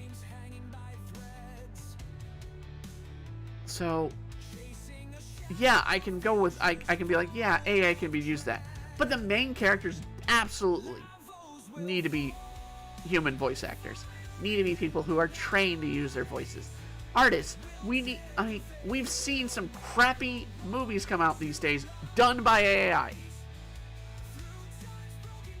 And I'm amazed we've already had that from films. And it just weakens the concept of what Hollywood is. Jack Rabbit, 100% with great power comes great responsibility, and personally, on the AI bandwagon myself, I'll be shifting the market a lot towards other technology. That's a good answer. Yeah. Absolutely, the Peter Parker reference is the appropriate way to handle it. P.S. Guess what I'm holding right now? I hope it's not your namesake. It could be.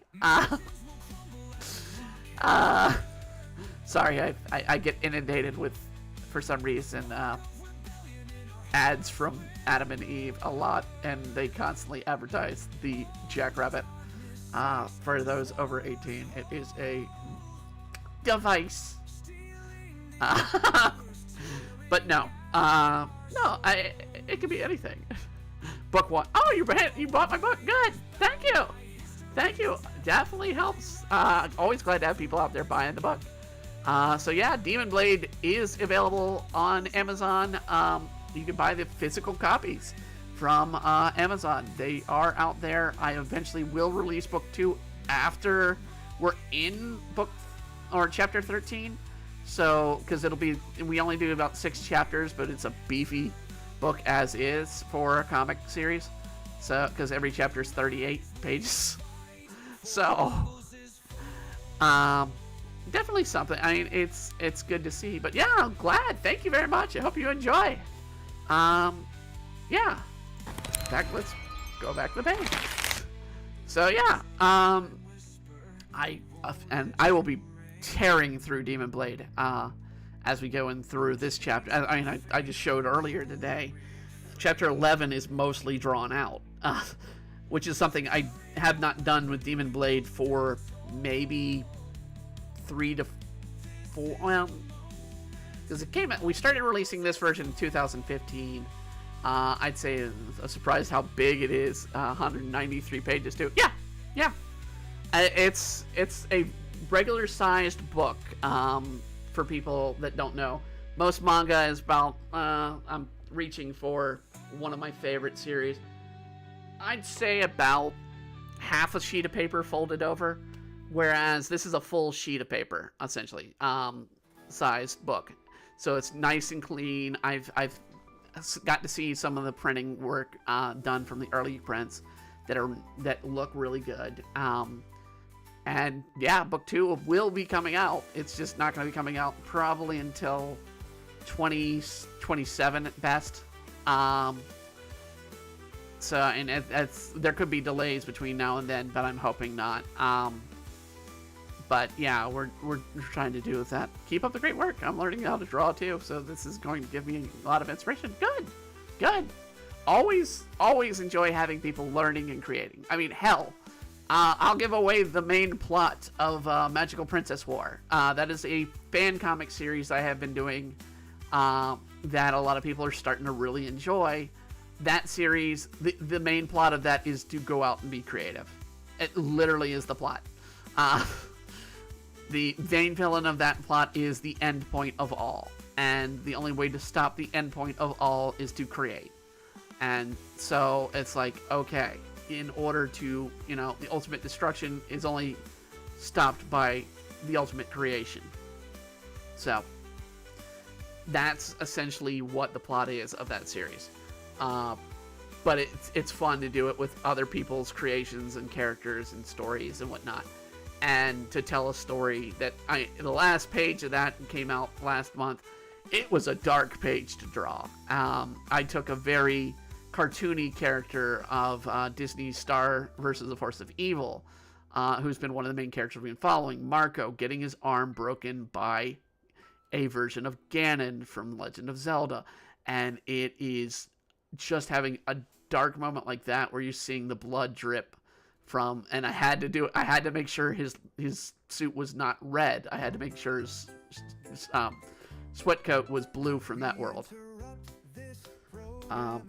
So you could see the blood. And there's certain rules I do play through that. I cannot, I only kill characters, through story plot, and we will only do cursing and swearing or sexual innuendo only comes from characters that are from the adult series.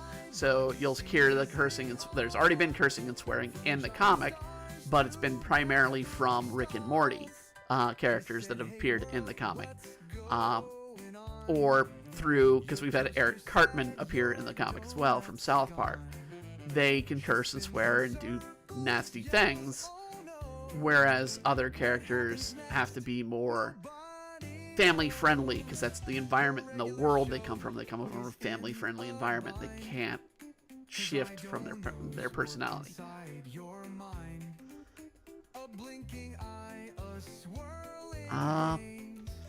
So we are going to get ready to do today's request. And we're gonna, like I said, we're gonna start be doing these regularly, because I've fallen behind on a lot of these.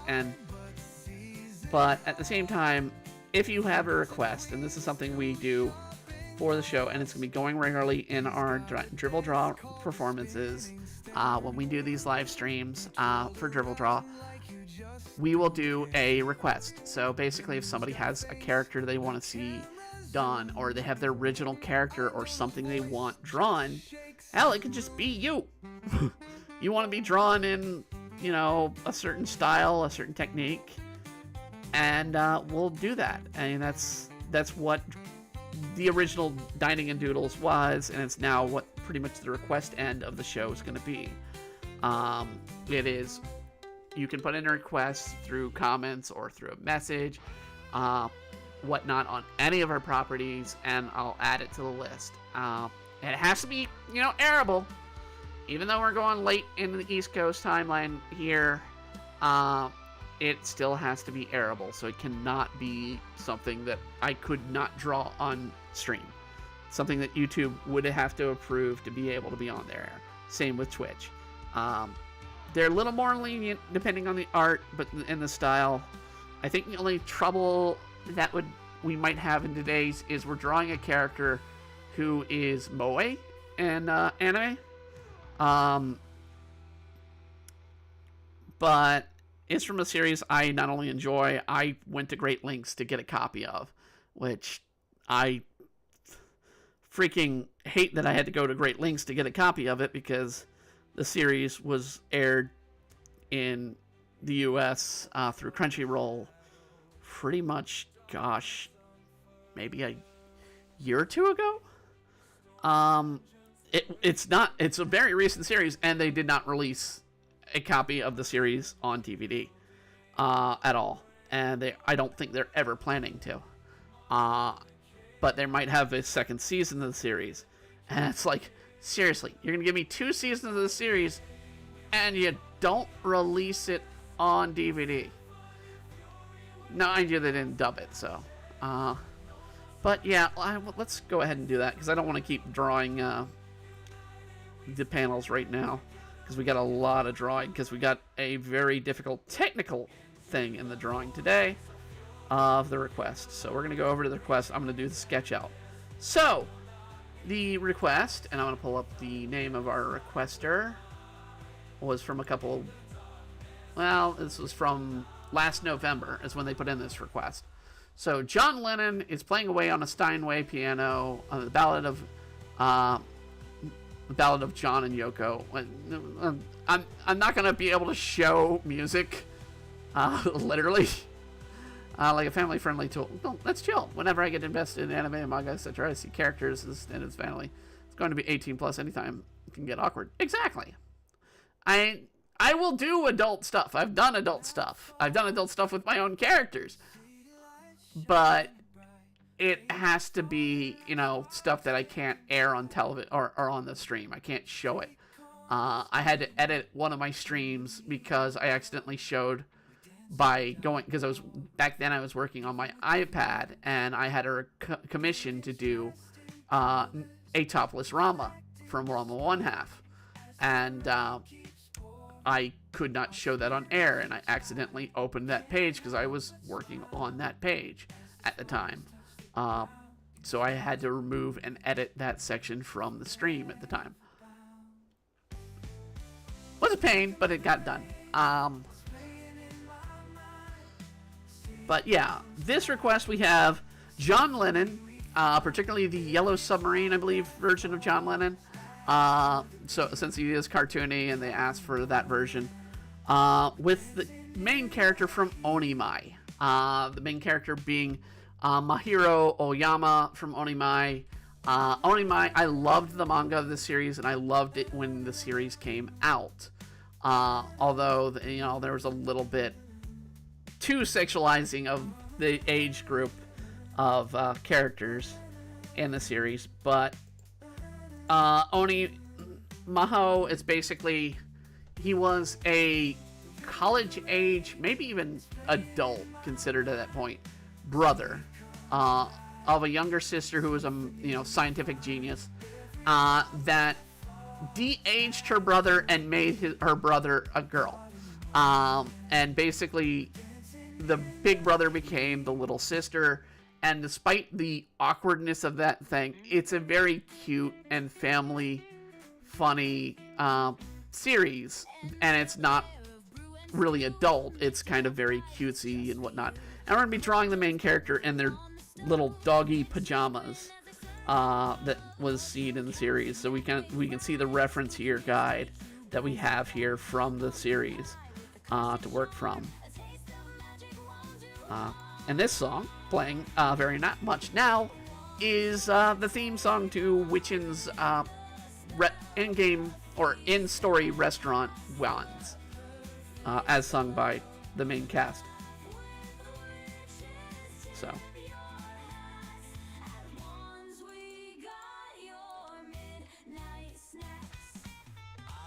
we're gonna do this.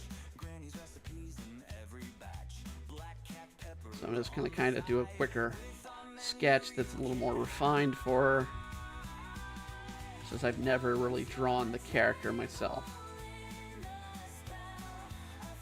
So we need, their hair kind of falls like this,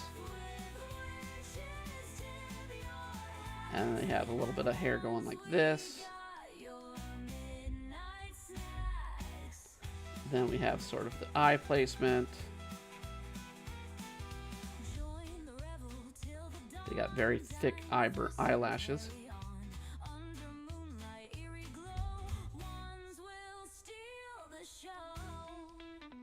And if we don't have a request one week, we have a couple other options to do and place the requests. So, even if we don't have a request set up. Now, when you draw a child or a younger character, so we've already kind of talked about, and we've been showing Demon Blade how we have a very we're drawing a child character. Our child versions are our main cast. You got to remember that their faces are rounder. Let me see if I can. Well, I can't even pull this up here. Let's see if I can copy the page image here. So copy image, edit, paste. So Edit, transform. So this is an actual panel from the anime of the same outfit, so I know. So when you do a child's face, and you can see on this picture that the face is rounder. Let me do a new page so I can sketch this out. So the face is rounder. If they were an adult, they'd have a more pointed down chin or a blocky chin if there was more of a guy. And then you have the different types of heads that people have. So you have the diamond head, you have the oblong head, you have a round head. If you have more of a chubby character, you have more of like a sideways oblong character head. That's the way you kind of take things out. And I mean, you could go wild. I mean, hell. I mean, it's one of the reasons I love One Piece is how wild Oda goes with the shaping of their heads in the series, and how it gets to utter ridiculousness nature of this, of how he's got characters like with no neck. I mean, there's literally a character that appeared in the manga recently, since I'm on the same panel here, that kind of looks like this.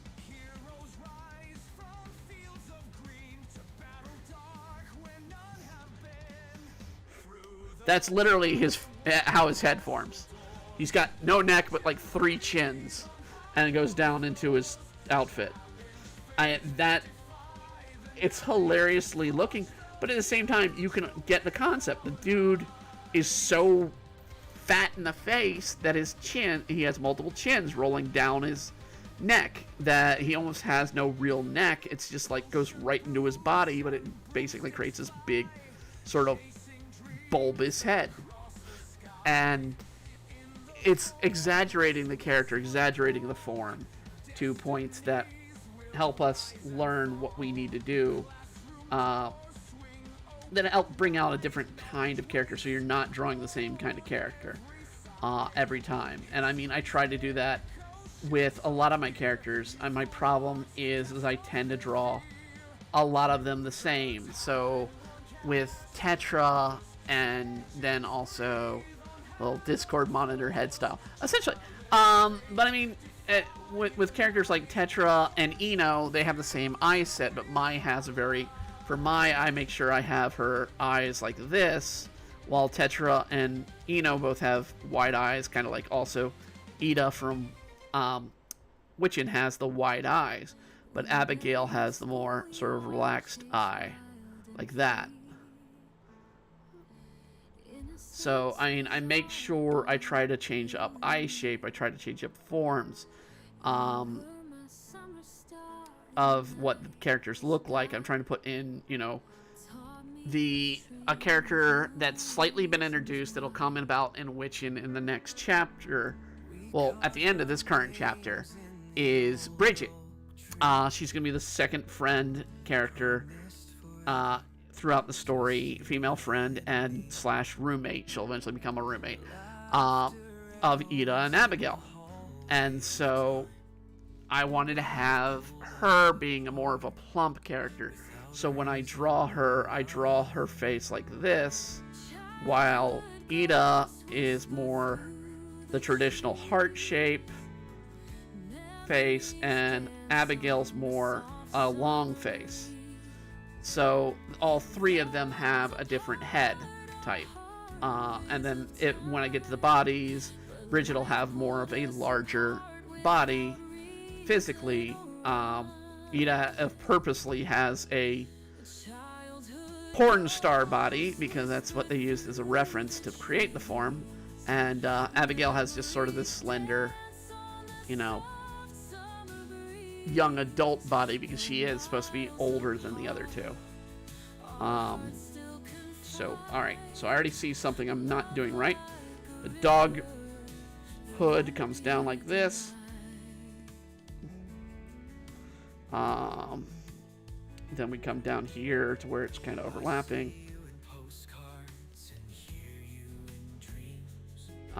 I need to see the glove. So the glove is just a giant paw. So it's going to be kind of like this. We need to put a microphone in their hand.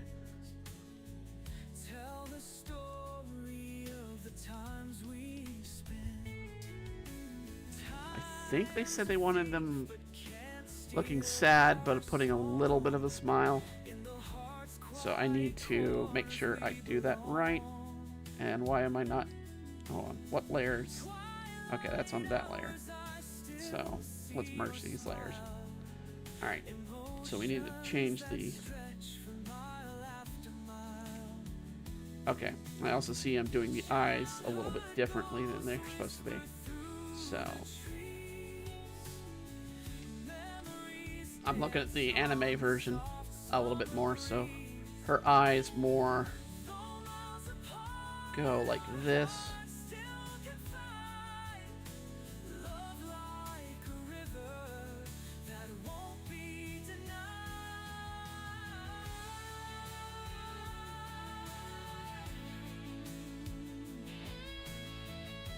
So we kind of give her these sort of angular eyelashes. Again, they're thick, like I said. The eyelashes are thick.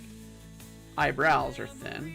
So I made that way too thick for her eyebrows.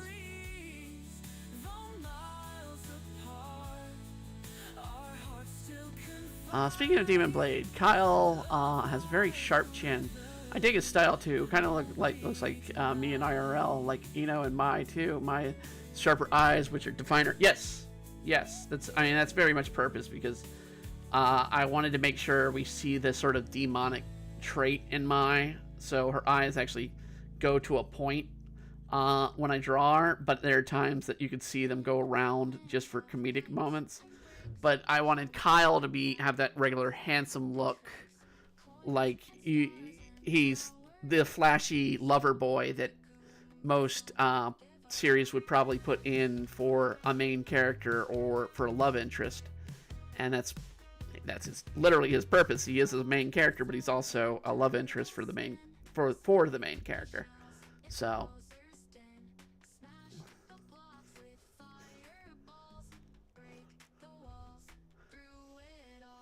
okay, we got a little bit of a zipper to go here.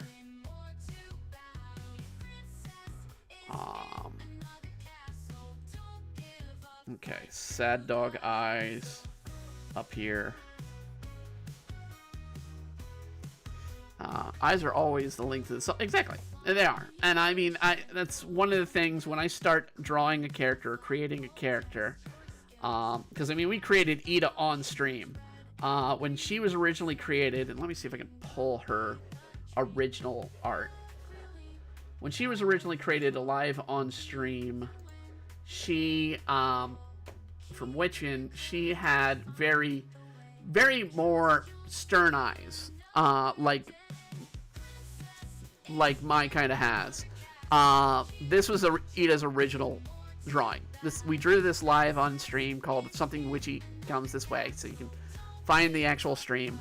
But you can see her eyes are this way versus now, let's see, I mean, I'll pull up the latest book cover, which will be the next chapter, versus how she is now. So her eyes still kind of have a bit of an angular to it and the roundedness, but I wanted to make sure she had those big open eyes, because main characters in anime tend to have these bigger open eyes because they are sympathetic to the audience. That's why they kind of draw them that way.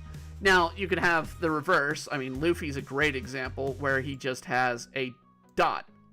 So, I closed it. So Luffy's eyes, if I were to draw Luffy, he just has them like this. And sometimes they go lower, like this. But Luffy's eyes are just a dot. But that's meant to be purpose because it's more of a shonen. And when you draw a shonen, you don't really want too much of the eyes to reflect, because you're supposed to be sympathetic, but you need to be sympathetic at the right times. That's when the eyes will show differently.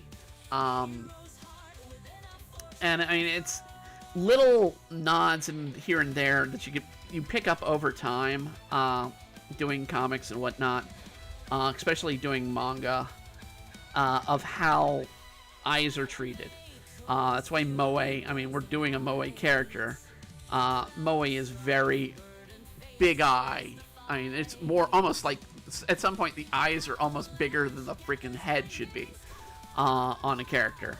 But that's because you want them to convey emotion a lot. And the more open the eye, the bigger the eye, you show more emotion to them. That's not to say somebody with a smaller eye, and giving Luffy an example, can't show emotion.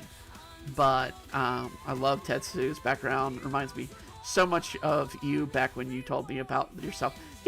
Yeah. Well, I mean, a lot of Tetsu's background. I mean, this is the 4th version of Tetsu that people see. And the background was not even in the 2013 release. So if you go and see the older ones that are even on the Demon Blade site, you can even see the end. That's when Tetsu's story was starting to be revealed in the 2013. Was right at where the series ended, and I started doing the different techniques and look to the series.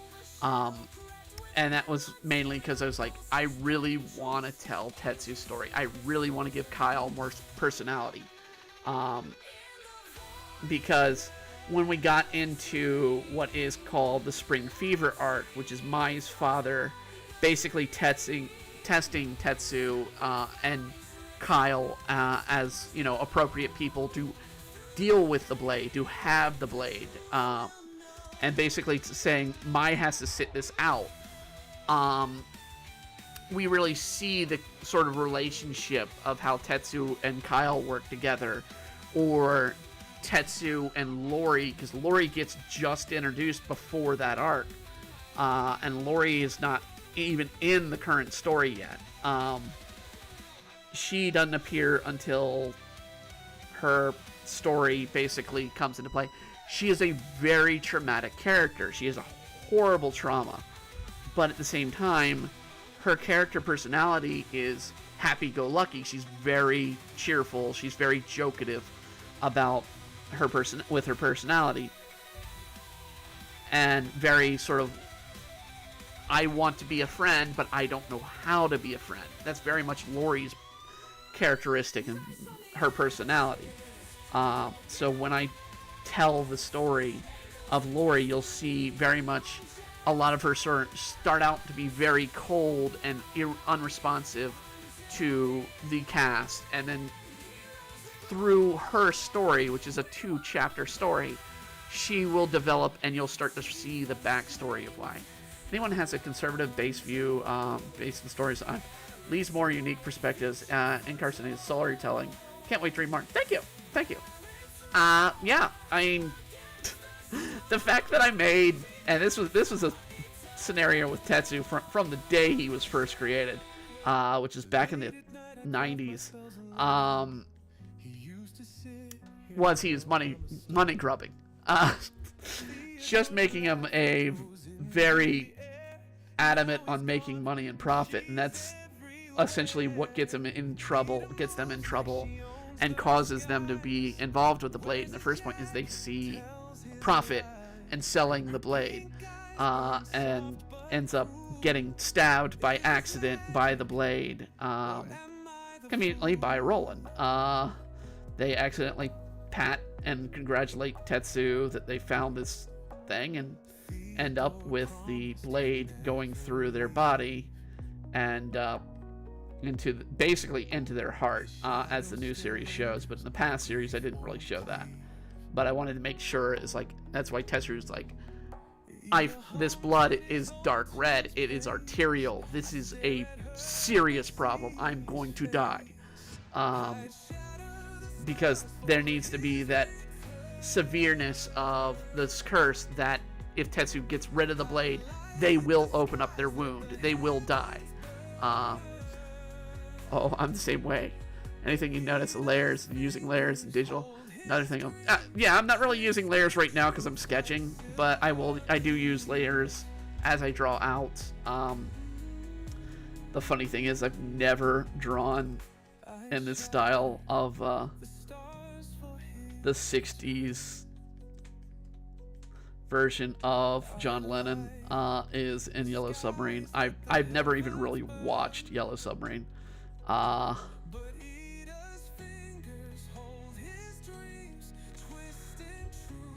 So some of my older viewers might be like, "Hey, I know that art." Yeah.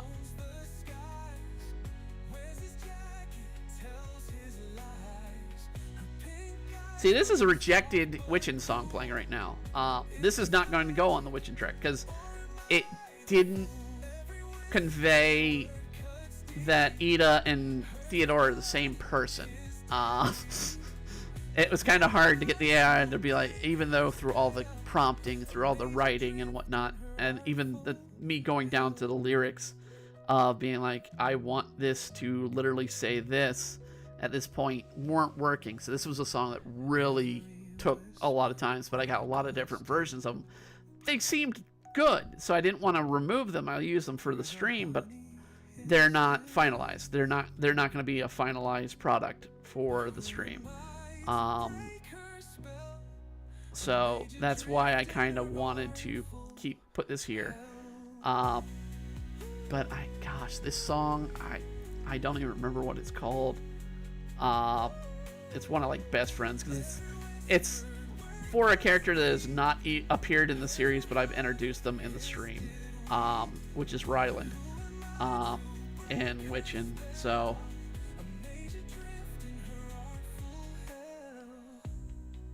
and how they have feelings for Theodore and are come looking for Theodore, and they're just finding Ida. Yeah, it's a classic anime that thought tough art style to modernize. Well, yeah, I mean, it is tough to go back and do something from the 60s if you've not studied how to draw that technique. And I mean, both of these I've not studied. I've done a little bit of Moe, but not much. We've done one on stream that was somewhat Moe, where I drew my own characters in Moe form. Moe just being cutesy.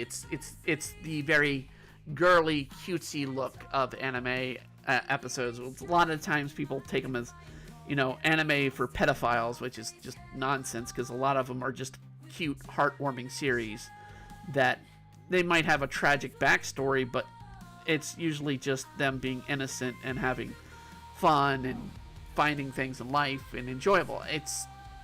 It sometimes, yes, the series can go bad.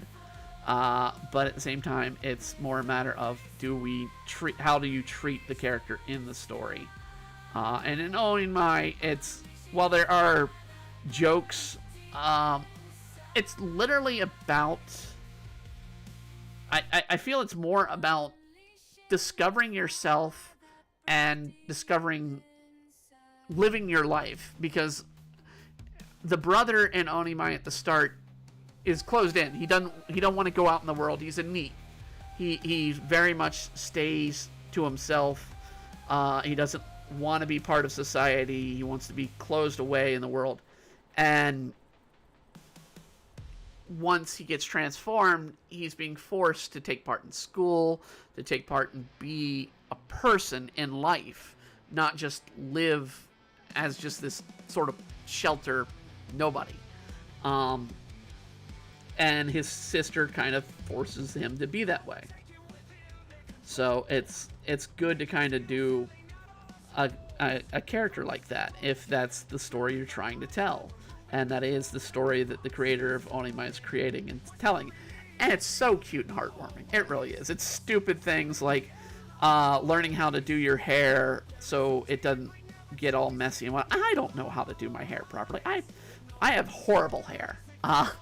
My hair is a mess most days. I have to cut out freaking knots in my hair regularly because of how bad it gets at times.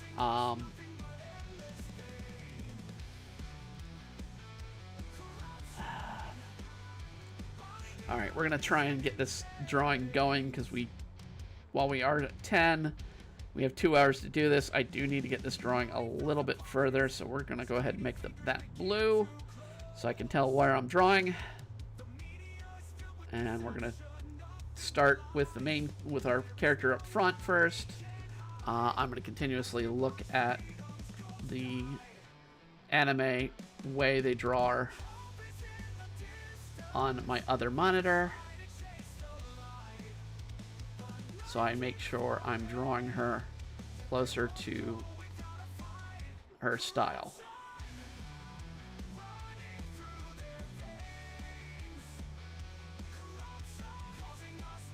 She has a little bit of a mark here.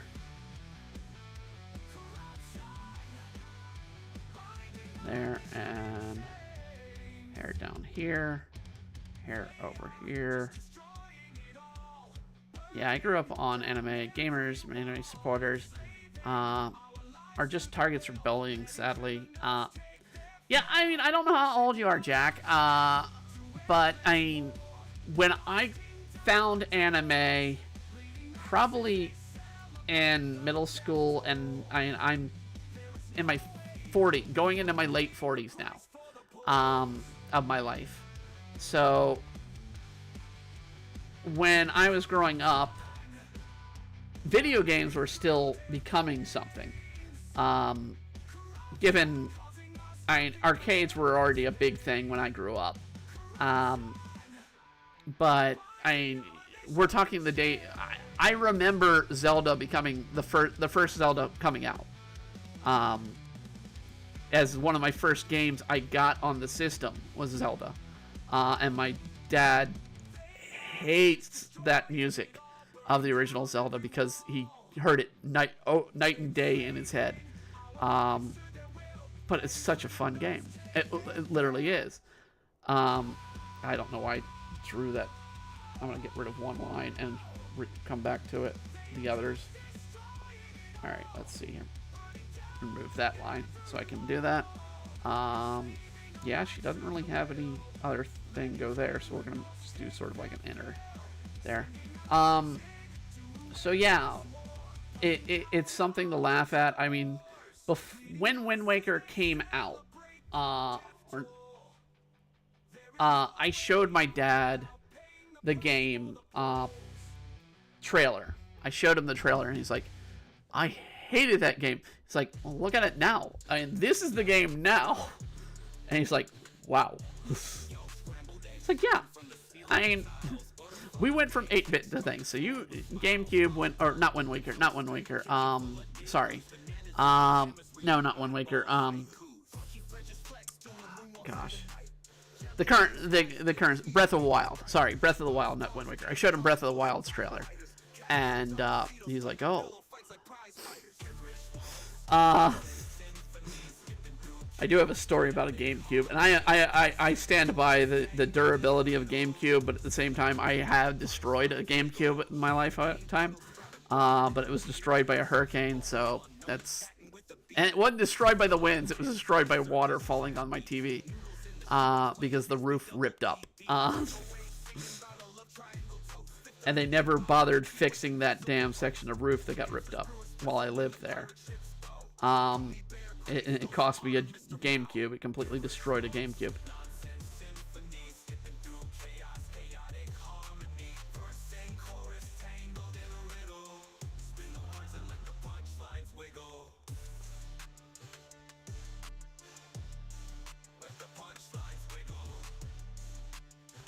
I'm trying to do, it's kind of hard to do a sly smile and them singing. Because, usually, even the anime is kind of showing them with, like, the mouth like this.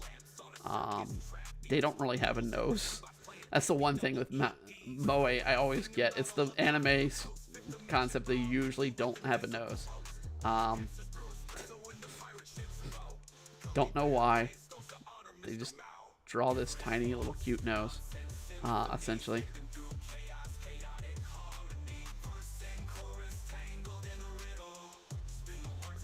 Let's see. RIP. GameCubes are the best. I still have my GameCube sitting in my RTX machine, still over my PC sometimes. If I had a working GameCube these days, I probably would hold on to it. I know a place I can go buy them, so it's not like I don't know where I can get one. Because there's a store in my town that has classic games and game systems. You just gotta pay them for the systems, whatever price they have, and go for. But they don't really deal with modern games. They just deal with classics.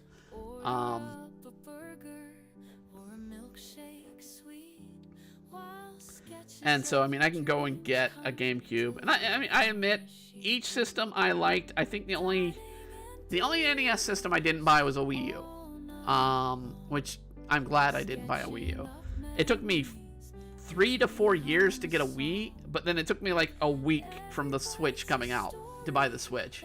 Because I got sick, and I was like, I had the money on hand. I'm going to get the Switch. Am I going to get a Switch too? Maybe. It's going to depend on a couple things. Being the availability, most of all. I am interested in games coming out for the Switch 2. I am not happy with the price. I mean, no one I know is happy with the price of the Switch 2. But I am probably going to buy a Switch 2 still. So I don't think there's a doubt in my mind that I'll probably still own a Switch 2. Because I want to play... one, I'll get Mario Kart because everybody's going to get Mario Kart. I want to play Pokemon, the next title, if it's good. I've been playing, over the last few weeks, the completion of Scarlet and Violet. Wii U failed because it's too much shovelware. I wonder if Switch 2 will end up like that. It has the possibility, but at the same time, it's coming out with more modern games, which is what people wanted from a Switch. So I'm not too doubtful on the system price. So a lot of people going on about, oh, it's $450. It's like, system price, I'm not arguing over. The game price, and this is all before tariffs, the game price is ridiculous. Because you're talking $80 for a digital game. And Nintendo never drops their prices. So we're never going to see anything cheaper from a Nintendo official game.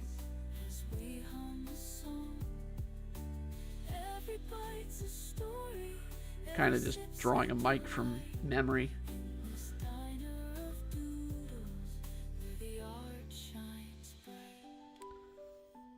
I do like this outfit though. I kind of like the dog outfit. I would personally prefer a cat version, but hey, let me see. I need to see the eye. I'm gonna pull up the image a little bit better. I need to see the eyes in the suit a little bit better. Okay, they're literally just dots. As far as what games we're playing on stream, I mean, we're still doing Stardew Valley because I mean it's what gets regular viewing on our streams. It guarantees me regular views. I wouldn't mind if I can get a decent hookup. My problem is the last capture card I had for Nintendo games or any other game that was on like a platform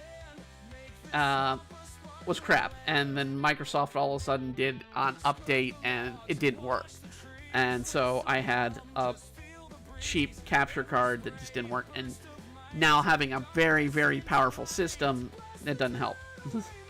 I don't think I'll get the Switch 2. Scarlet and Violet was the last straw for me. I'm a huge Pokemon fan too. I might get A and Z if it's on the Switch 1. I think it's still gonna be on Switch 1, but it's gonna be like pushing the Switch 1 platform as much as it can. I know actually they announced it was gonna be on both platforms. I'm going to probably see about. I'm gonna wait and see on A and Z. My main problem with A and Z is I feel it's been rushed, and while I complained today earlier, and we talked about this earlier, Belthista and how long they're taking with the Elder Scrolls 6, I want Pokemon Company to take their time on a game and make it good, or run it on with decent software and decent programming. The updated Switch 2 version, which is what they used to show the trailers and whatnot, looks better, but I don't think. PC, what kind of graphics card? It has a 9080 graphics card, and it's got. I mean, this setup can run the current games out there with no problem and do the streaming. And I still can run other programs. So it's not this system that I'm currently on with this stream, and it is a $6,000 computer setup plus another probably $2,000 in programs and software, and that doesn't include the $2,000 artist tablet setup that we're working on now instead of the iPad, because the iPad I couldn't get the precision that I'm getting on that I'm getting now, which big difference to get a proper tablet going. And now that I'm getting some job requests to do, movie posters and whatnot, I can do the finer details on focusing on something. Now, mind you, people, we're talking like indie films, not some big films. I'm not. You might run across mine work somewhere, but they're indie films that I'm working on covers for, and it's like, okay, they're paying about $100 to get this done. So, but yeah, it's a home built, it's not a home built, but it's a pre-built setup that I had made for me. The case alone weighs 50 pounds. So it's not a setup that is easily portable. Back in the day, I would, and I've done this, I've gone to conventions. I haven't been to a convention in years, but back in the day, I took my PC with me to a convention, and I would draw live and scan it in, because that was back when I was doing scanners instead of things, and then I would do the changes from the scanner into the system. Eventually I did get to an artist tablet that I was able to get, but the tablet was, one of those where I have to look at the screen instead of looking at what I'm actually drawing. Now I've got the, I think, professional Wacom for standard artists. It's not the huge display setup, but it still costs $2,000 just to get this tablet. And I believe they call it the cartoonist special or whatever of the Cintiqs. They do, where the whole setup is one big sort of monitor that you draw on, and you've got the little pen here. I wish I had my little hands working, but the program we use for AI, for VR, or for our character does not do this. The old program we did, and that program since is no longer in use, so we had to change programs.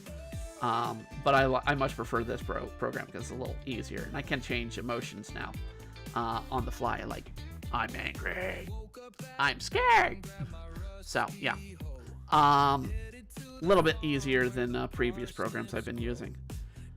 And then we have, of course, I pay with Clip Paint Studio. This is Clip Paint Studio version 4. I think they might have upgraded it once since then.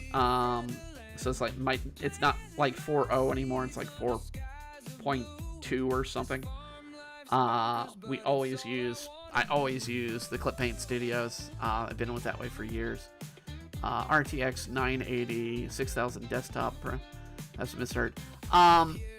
It is I'd have to look it back up, but it's 9800 or 9980 or whatever. Let's see.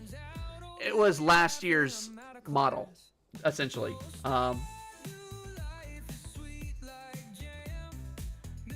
Video card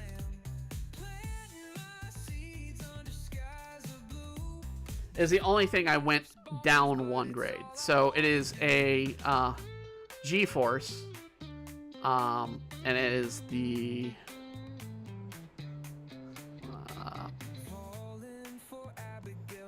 it is essentially last year's model of it. Okay, they're up to 570 or 5070s now. So this would be, gosh, what is this at now? What was this one? I honestly don't remember which one. I know it's 80 at the end, but it was like I could have gotten the 90 for another 2,000. Tell your GPU under your task manager, depending on VRAM. You can run some beefy stuff. Yeah, okay, so under task manager, let's see if I can pull up task manager.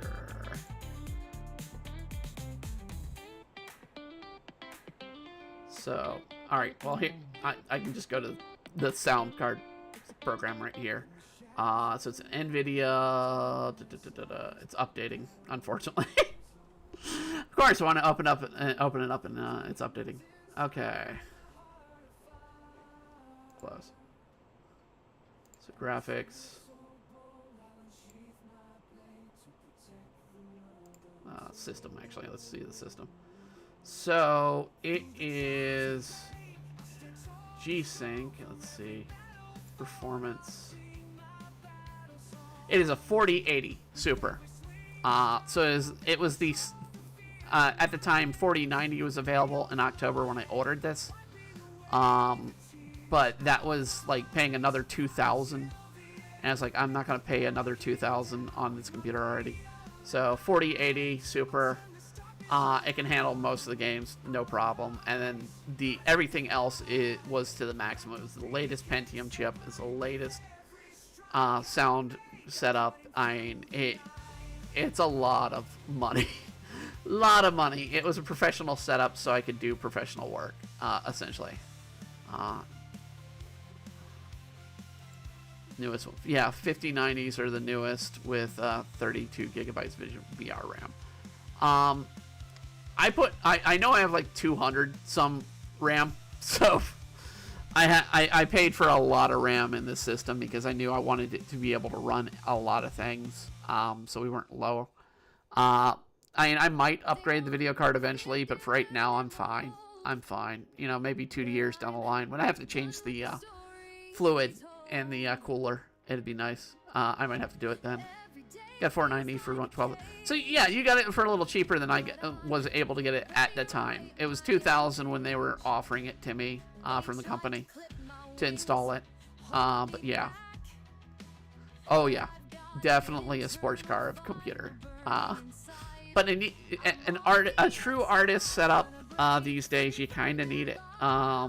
You could go Apple and go, you know, an Apple artist setup, but those tend to be a little bit more problematic as far as if something breaks, I'd have to take it to the Apple store, and I couldn't get it really tailored to what I needed. So with this setup, I had to go through and be like, work with the company for about 3 days to be like, I want to get this, this, this, and this.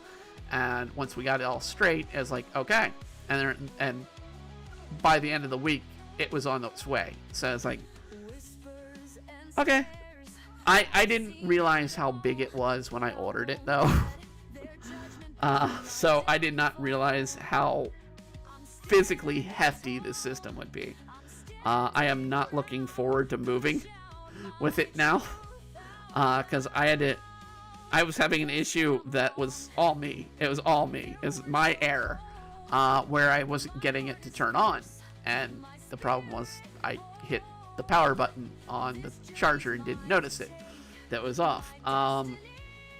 So I was like, well, how's it? It's not turning on. It's not turning on. Let me take it to, you know, a store to get it looked at so it turns on. And so when it got done, or when I took it to the shop the next day, they're like, there's nothing wrong with your computer. It's like, oh. So I paid somebody literally to look at my computer, physically look at it, and turn it on once.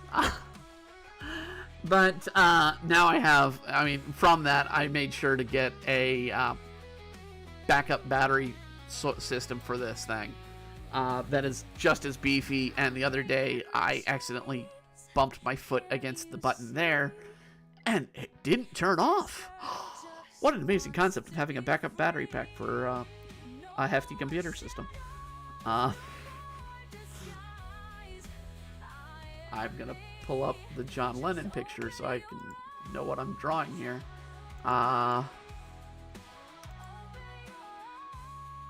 Okay, I see how John Lennon is in this picture, or essentially in this art. So he does have messy hair. It's just for some reason they showed a bit differently. So this is not the John Lennon as I picture him, but I'm going with what they drew and what they requested.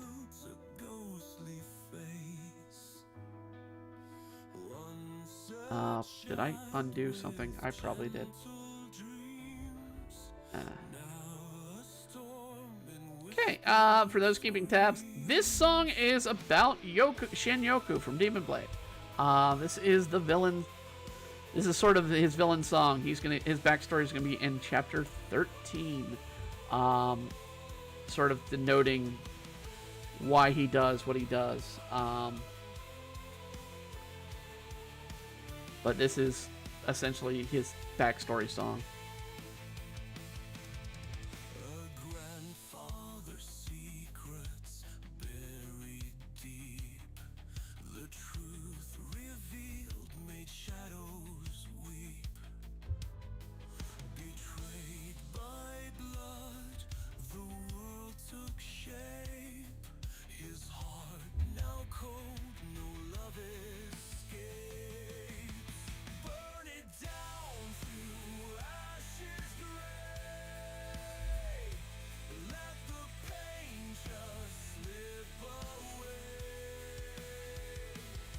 I mean, when we talk about eyes, I mean, Yoku, when I draw him,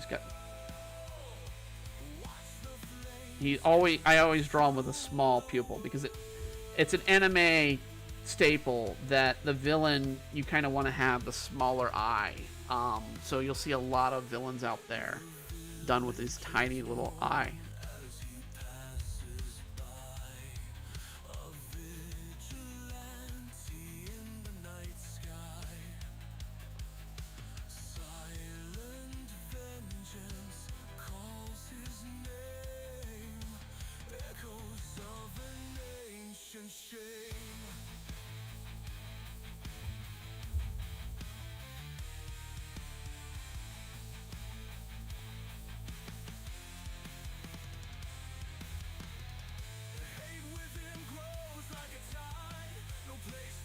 Just teaching myself to do very antiquated animation style or drawing style that was done to be quick and profitable animation work.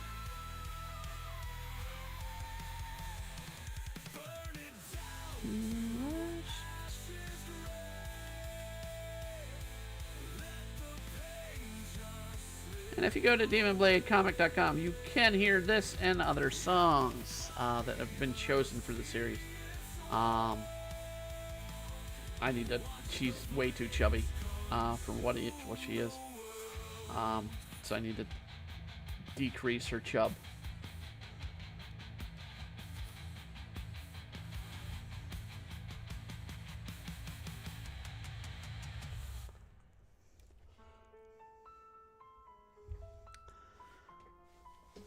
And the person who asked this requested one of the songs I hate the most. I met Yoko Ono.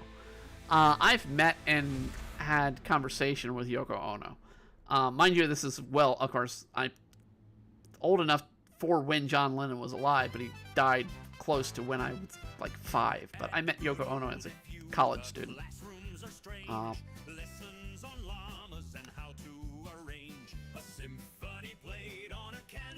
This is a witching song. A new one.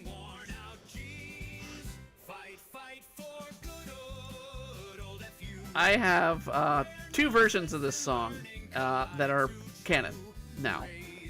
There is the Abigail version, and then there's this version, which is the Dean Winters version, basically promoting the college that Ida goes to. Professors in kilts teaching mime on a chair, a class on the history of combing your hair, from algebra scribbled in Morse Let's code erase the. to deciphering the This is a Steinway. I want to make it look like a Steinway. Fight, fight for good old FU, where jello molds and theories brew. Wave your flags of glitter and glue. We march to the future. Kind of a secluded college student, never talked to anyone. I honestly spent. I lived with my parents when I was in college because it was in my hometown that I went to the college. But it's one of the more notable art schools in the world, so I mean that helps. But so I mean I didn't really live on campus, but I spent all day on campus, and a lot of my time was spent writing or listening to audio tapes or CDs while I worked, or playing in a freaking arcade all day. Because I had classes that were like between 4 hours between each other, and at the same time, eventually I did get a job at the college, so I could just work and get paid. Mind you, I was doing video or movie editing, film editing of very old classic films or medical films.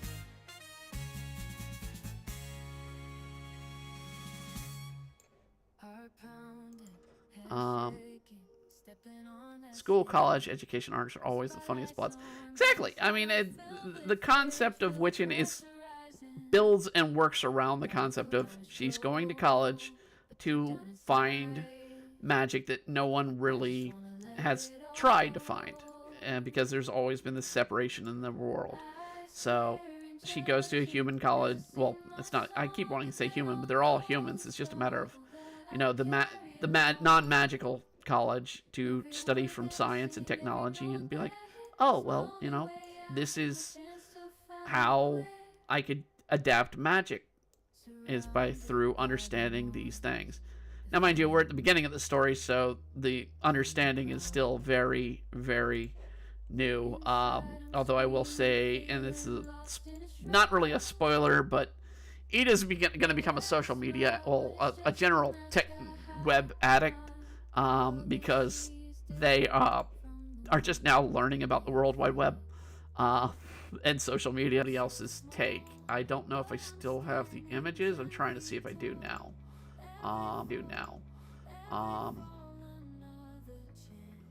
It'd still be Dining and Doodles, it'd still be Demon Blade book. Miscellaneous arts.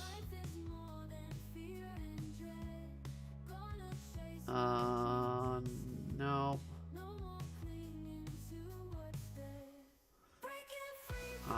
One of these days I'll go through the techniques I did through training before on how to draw with Demon Blade references.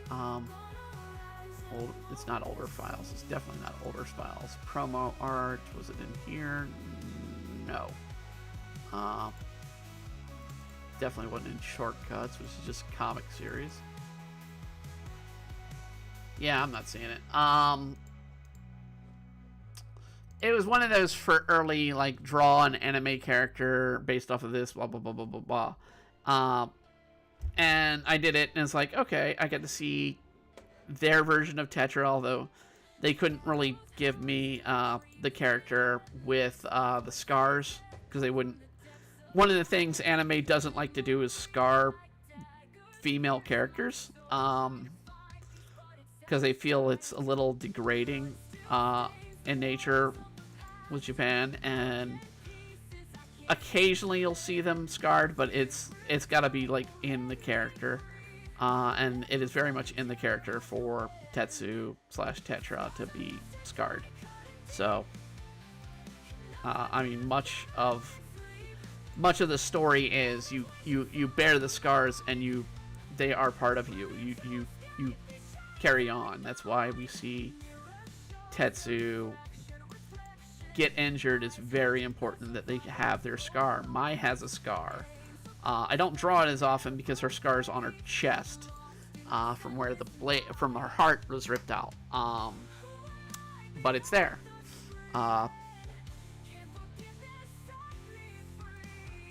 And technically, the only scar that doesn't really appear is the one Tetsu got from the blade itself, because it's gone until the blade removes.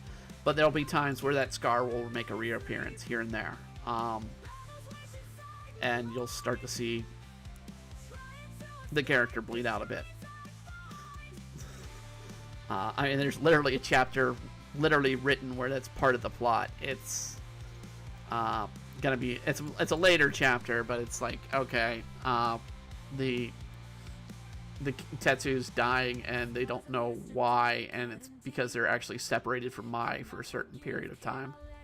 I see the scar in Tetsu's neck and chin. Yeah, I always make sure that those two scars are present. I might accidentally not draw them, but the chin and neck are important, and the two incidences. I mean, in that book, you should have the two incidences played out to when they occur. Well, somewhat when they occurred. I don't show too much the neck scar, how it became bigger than it was, but I've talked about it earlier today. That's caused by the legless man, and the when you see Tetsu summoning the blade for the first time, you see that scene. You see the knife that's a regular dinner set knife, and it's because the legless man, is a psychopath. In all sense of the words, the dude used a dull knife to stab a child. So, yeah, at no point is the legless man getting redemption, and technically Yoku is never really getting redemption in the story either. I give his backstory, but I'm not giving him a redemption arc. There's no plan for redemption for Yoko, because what he did is pretty unforgivable.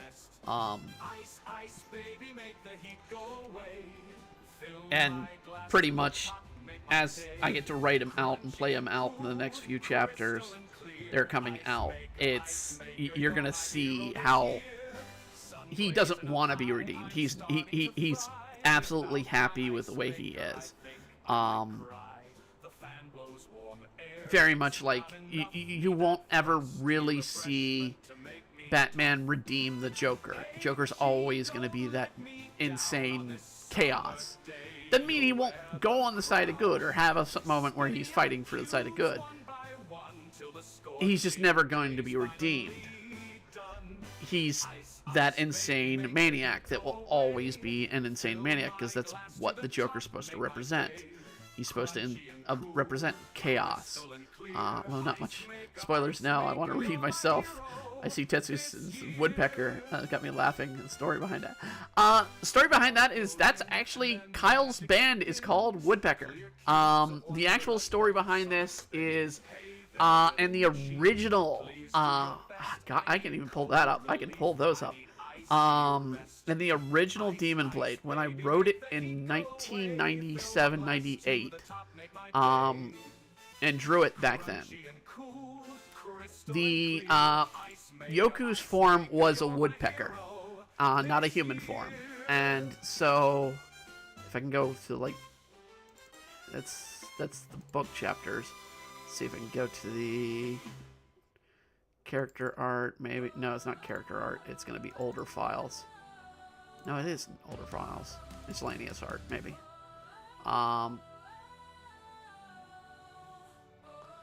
So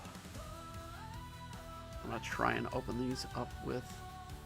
Okay, yeah, this is going up. So if I wanted to show some of the older art of what the series looked like, I'm trying to see if I can find the original. I see the first time I tried to do the manga style. So the first time I tried to do the manga style, this is hand drawn. So this was a scene in Demon Blade way back. hand drawn on comic page. Actually, no, wait, this is a scene on another series. My mistake. Let me see if I can pull up a scene from Demon Blade.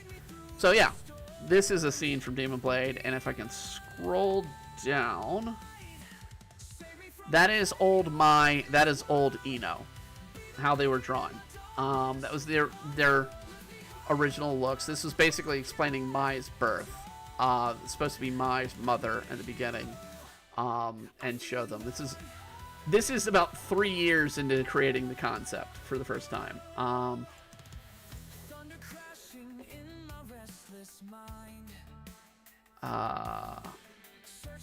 Yeah, Yoku, Kaji, Mai. A little bit. This is me drawing literally by hand and inking these. I don't even think I have these pages anymore. I don't know. I might have saved them. Here we go. First pick. This is literally the first comic of Demon Blade. More of a comedic thing. Featured Tetsu falling and crashing and after getting some wood. A lot of the characters were changed, and even the style was changed a bit, but that was the first comic of how the series looked. When I originally drew the series by hand. I'm trying to see if I can find the older style of drawing it.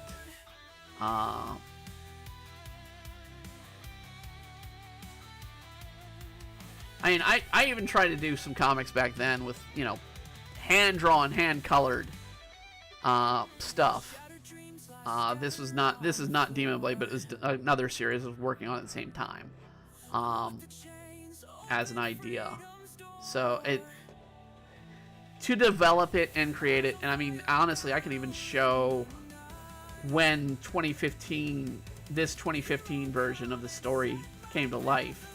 I literally drew one panel or one page, and I was like, I need this to be the story. And that page test was this, where it was Tetsu and Kyle. The first time I'm drawing them in this style. And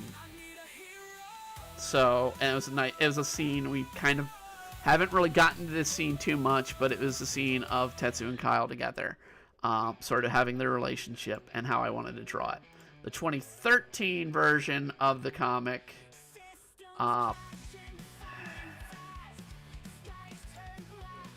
looked like this. It was released on a couple of sites. It still kind of exists in some sites. In fact, Comixology still has it. But we did a 0 chapter of Comixology. That's the only chapter Comixology has. And I could never get them to remove it. Although I don't know if Comixology still has it, because they did the changeover and all that. And ironically, I was working with Amazon as a cartoonist before Comixology was owned by Amazon. So I left Comixology to work on Amazon and get self-published that way. Only thing I've ever had hand-drawn or drawn biology creatures for college class, some Pokemon. Now I draw all digital as well, hand-drawn. I still draw hand. When I do Witchin, so I mean, I showed on stream the original creation of Ida on Witchin, but I did because especially I was homeless from the creation of Witchin to when it got released, so it was about a year that I was living homelessly, and I developed and designed Ida, and even designed Doc by sketching them out in books. So I mean, this is how I first came up with Ida's current look and how she kind of really looks.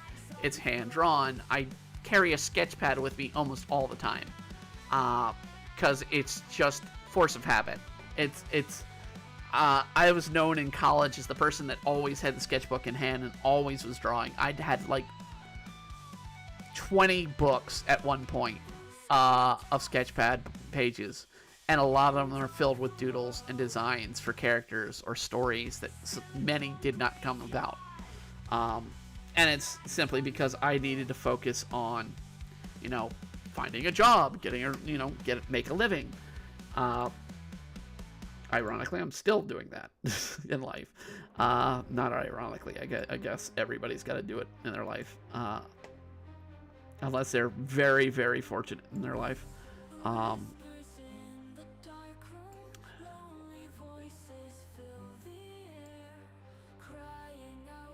But yeah, I mean, it's when I create a series, I really go to a sketch pad for it more than I'll create a character. Ida was the rarity that I've done digitally first. And the only reason I did Ida originally is the idea came to me. I spent 2 days sort of puzzling through the story of how I wanted the story to be. And I was like, well, I've got a live stream to do. It's like, I don't have an idea of what to draw in said live stream. I'm just going to try and create a character from scratch. That's going to be something I've never done on stream. And I did it. I created Ida from scratch. The idea of Theodore was created at the same time. Let me open. I can open the second drawing I did of them, which developed Ida a little bit more closely to her current look, and then developed Theodore and a little bit to his look. Eventually, when I was in the car, I was like, let's just make them look the same, just boobs. Just boobs. And it's part of the joke. I mean, in the comic, when I had it happen, in chapter 4, I think. No, chapter 5. Was in chapter 5. When we got this joke. Well, I didn't open it. Hold on, let me open up in Clip Paint. So, in chapter 5, we get the joke that plays out in here. Let's see, where is it? Where is it?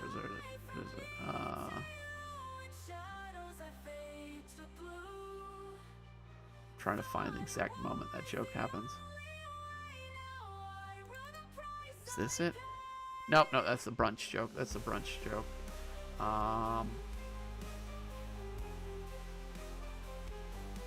Where is it? Where is it?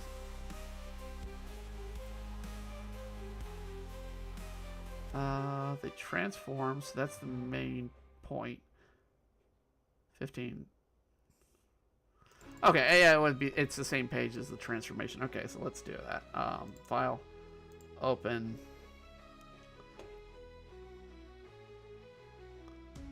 So this you see the transformation male to female, and then you get to the bottom panel, which is them literally saying, "Okay, so Theodore's just a flat-chested Ida." And it was there to basically make the Superman joke. That in Superman, Clark Kent's major disguise is just him pushing his hair back and putting on glasses. And so, I mean, with that, I kind of wanted to do it. In Demon Blade, we do the joke that when Tetsu learns the blade, appears in Tokyo, saves the day, that because Tetsu's very short and Tetsu's very girly looking, they thought he was a middle school girl. And then when the school finds out, oh, well, no, he actually is the magical girl of Tokyo, they're like, well, I can see it. Yeah, totally. Yeah, he looks too girly anyways. And then they just completely start downplaying him as a character, because that's the way the school is. They realize, oh, it's the nerd that they've always kind of just chalked away as nobody would pay attention to. And once they realized, oh, this great hero is actually just the school nerd, they're just going to completely, scoff away the heroics the nerd did. And it's a nice little joke at secret identities, because I always found some of the secret identities I gave the example of Superman, but Clark Kent is always one. But Sailor Moon, I don't understand why. I mean, they explained it a little bit better in Crystal, But they never really explained it in the comics either. That all of a sudden people are like, you're somebody totally different. You have the same hairstyle, the same look, the same build, but you're an entirely different character. Can't possibly be the other character. It's like, what? What are you smoking? And so in Crystal, they tried to make it like there was some sort of mental block when they transformed, that people couldn't see them as who they were originally. So they were able to keep their secret identities. Which is dumb, but a good way to explain it. And Demon Blade, I was like, do I keep Tetsu's secret? And it was something I really worked on with both the 13 and in the 15. I was like, do I keep Tetsu's transformation as secret? Do I make them so that they're only known to a handful? And it's like, no. And then concepts came up that's started in the last chapter, and they're going to continue in the current chapter working on. Of the hidden princess of the high school is Tetsu, because they're not always female. But because Tetra is so effeminate and so, female formed, the ideal sort of beautiful woman concept, with the exception of the scars, of course. The scars still come into play. But because of that imagery, there are people that are both either jealous or willing to declare their love to Tetra. But then when you actually get down to it, it's like, do they really? No, they just lust after him.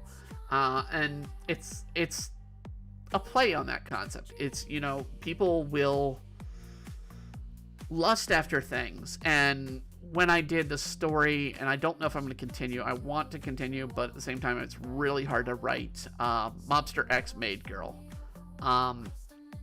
We got on the second villain is General Lust. And as I wrote Lust, I'm like, I don't want to have that they're, sexually lustful, or, I gave them the concept that they're a wispy, they don't have a physical human form. So they could be anything that they, someone wants them to be, essentially. But at the same time, when you get to her personality, she's very greedy, she's very obsessed with gaining power, she's lustful in gaining things and obtaining, and it's a way of lust that most people don't write. Lusting for stuff, and that's why I was like, okay, if I write the trip, because it's an isekai series, if I write the typical villains of the 7 deadly sins, how do I write them? And so I'm like, okay, how do I write these characters? And if I ever do get back to it, I mean, there are certain characters like Sloth. A lot of people will be like, oh, well, they're powerful, all powerful. I was like, what if I do a story, a fantasy story with Sloth? What is Sloth, fantasy wise? And I was like, Sloth is a mimic. They don't move, they sit there and they wait for you to come to them. They're the ultimate trap, there to get you in the end when you're not expecting it. I realized I may have screwed up a bit on the piano's build, but it's also going outward, so... And trying to draw Steinway is not easy from just a picture of a Steinway. And most of the Steinway drawings Steinway I see are from the front and not the back, but I wanted to make sure we had John Lennon's face appearing to do a Steinway. John's mustache. Is John's mustache black? It's actually brown. That's weird. Okay. Let's start doing some of these colors. We are on the 11th hour. This is where we're going to have to pull up the clips, the little images. So that can go away. Steinway, see, yeah, this is the only real picture I had of the back of a Steinway. And I already know I screwed up on the Steinway a bit here, so we're going to try and fix it a little bit.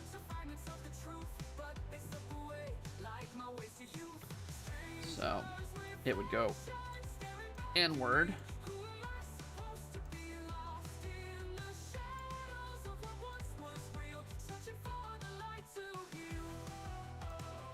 For those wondering what the music counts, since we've kind of covered a little bit of these, this song is to a story I am currently working on. This is one that will not have a trans character. It'll be one of the stories that will not focus on that. That's the song for what is called Shattered World: The Uninvited. There is transformation, but it's more meant to be alien and somewhat body horror transformation. But it's literally to element to sort of have a bit of fantasy horror in the story. I'm gonna lower that on top so it's all on the same panel. Let's see here.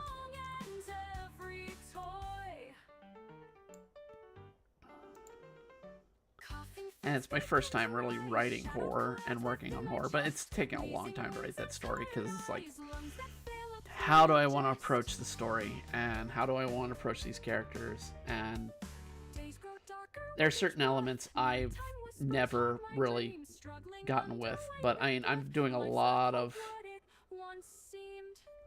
suspense and body horror in the series to try and get the horror down.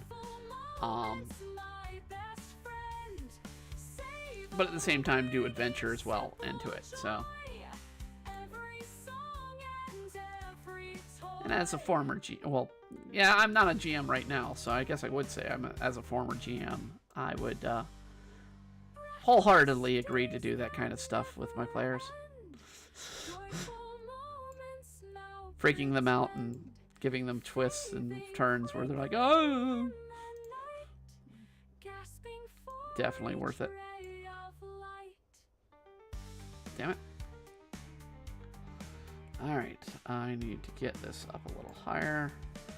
Kind of need to do a little bit of a curve in. And this is the Demon Blade main theme song.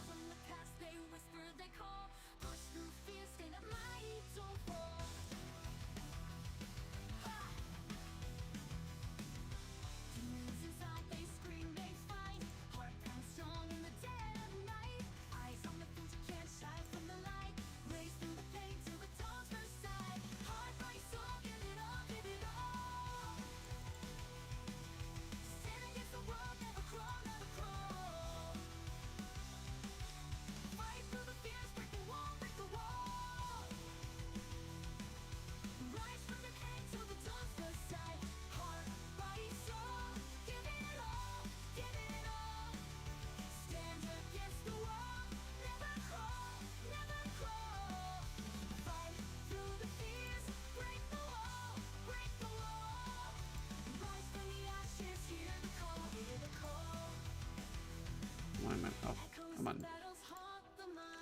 Alright.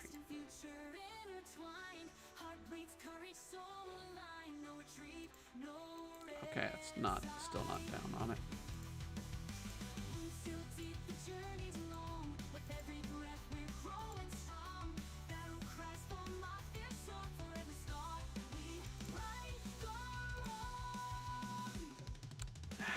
Damn it. Damn it. Where are these lines?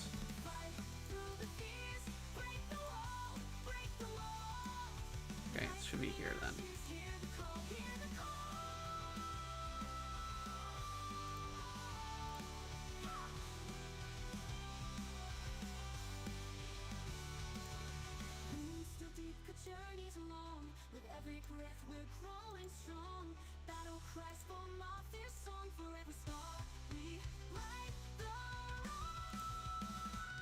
Love the Rock. Got a playlist of hundreds of my favorite rock songs here on YouTube. I've been building years. I need to find that and add it. I don't have it on YouTube yet. It's in my list to be doing, releasing the songs. They will be available on Demon Blade, or this one is available on DemonBlade, comic.com. So you can actually, where you can read the current issues, and you can also listen to the entire soundtrack that's approved so far for the series. It's not available for download yet. I'm going to make it available for download. I want to hold off until I do some of these videos that I've really been trying to put together. But the first one going out on a video is called I Am Great, which is going to be a witch and villain song. Because I love the song. I absolutely love the song so much. And it's my version of the Gaston song from Beauty and the Beast. Because the character Val, who it's been introduced and is going to continue to be introduced more in the next chapter, is that kind of personality. He's very egotistical and very vain, loving of himself, and forces himself on others. So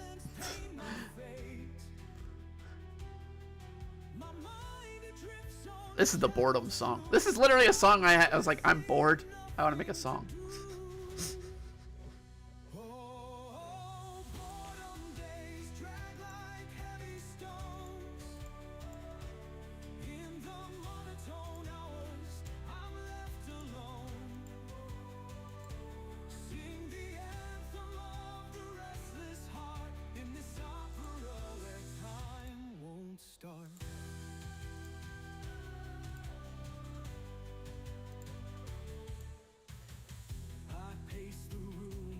I think I wrote this. I was at work, but our computer systems were down, which was common. And I was like, I literally cannot do anything. I'm just gonna sit here and write this song.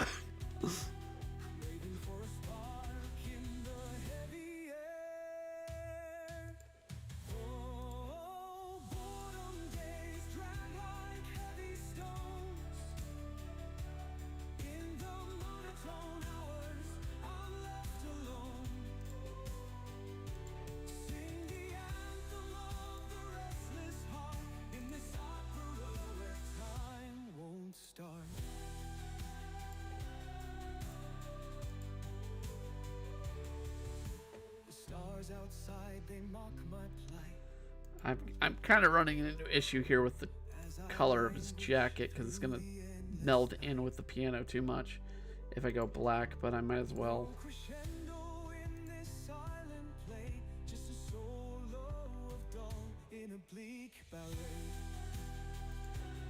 And we're gonna do what they do in the original, and it's gonna be white in the mouth and white in the eyes.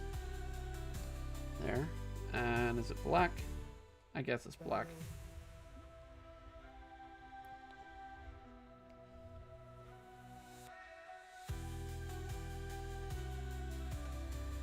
I'll probably add a little gray to him to kind of give up distinct in the hair.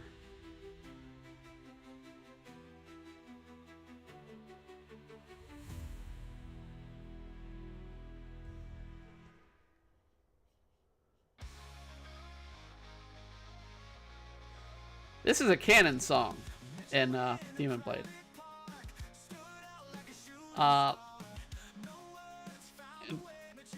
You actually, yeah, you would have had this point in the book, Jack.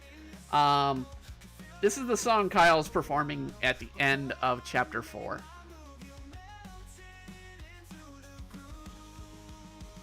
And it's about his love for this girl he can't find, which is Tetra.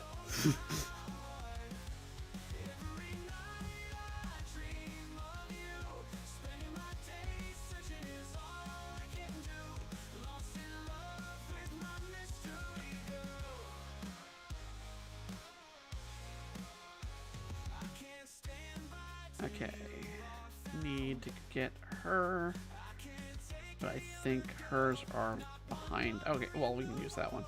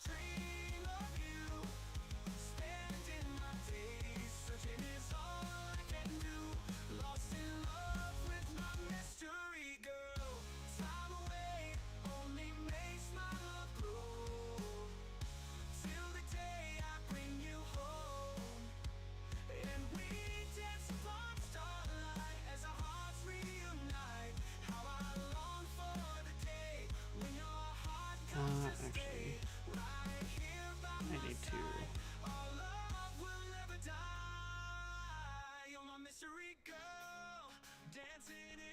And the hair there.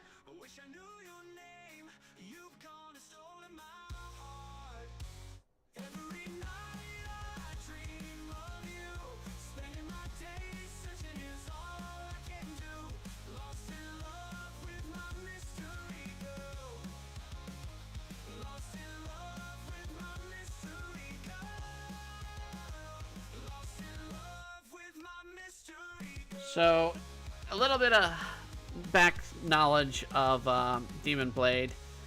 Kyle has his guitar, and it is a Les Paul. It's an electric guitar. It's beaten up. He's had it since he was, I think wrote it was like he got it when he was like 10. And he wrote that song about Tetra when he didn't know her name. He didn't know anything about her, but he knew he was in love, and he wanted to write a song about her, but he was sort of giving up on her ever being in his life again. This is a Demon Blade song as well.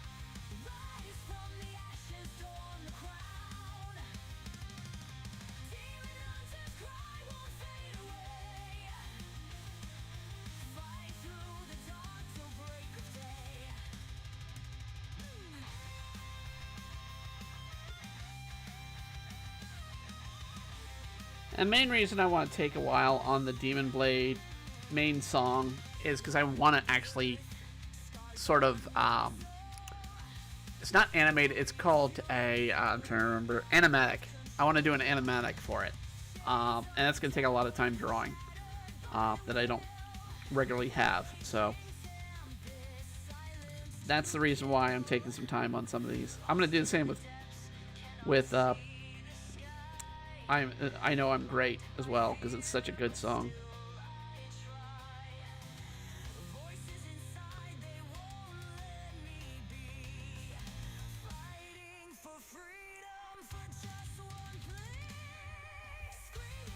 So this is Demon Blade Cries.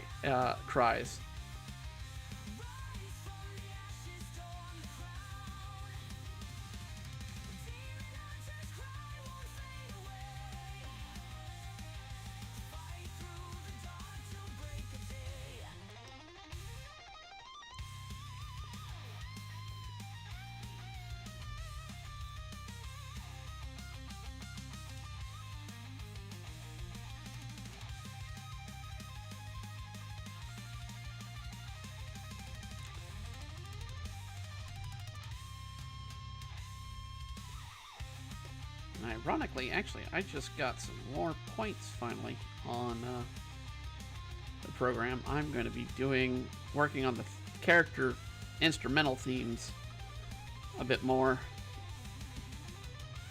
and kind of update them.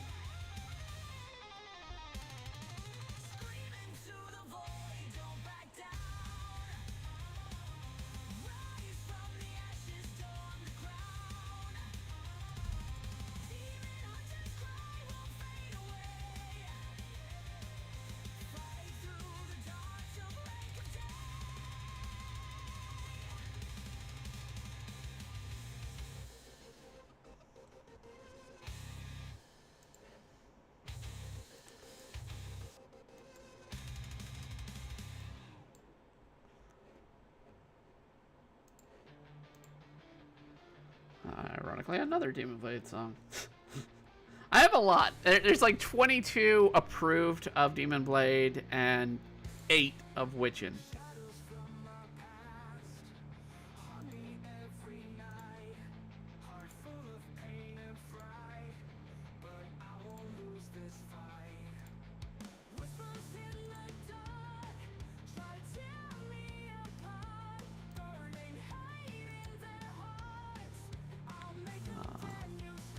Let's actually take the pupils out.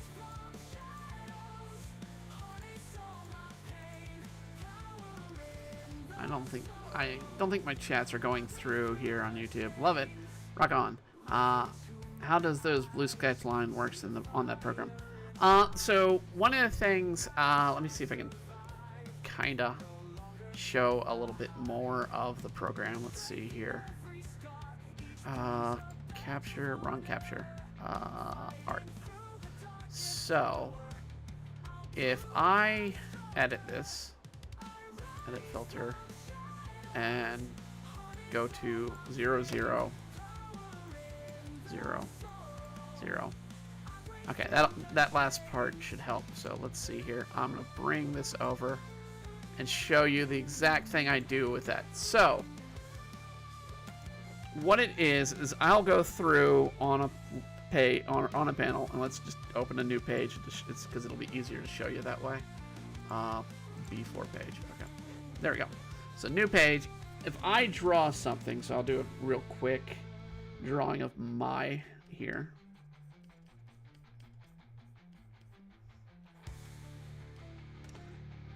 If I draw a picture of my here and want to sort of finalize it, it shows how much I draw. I'm just so used to just I can draw without really using too much samples.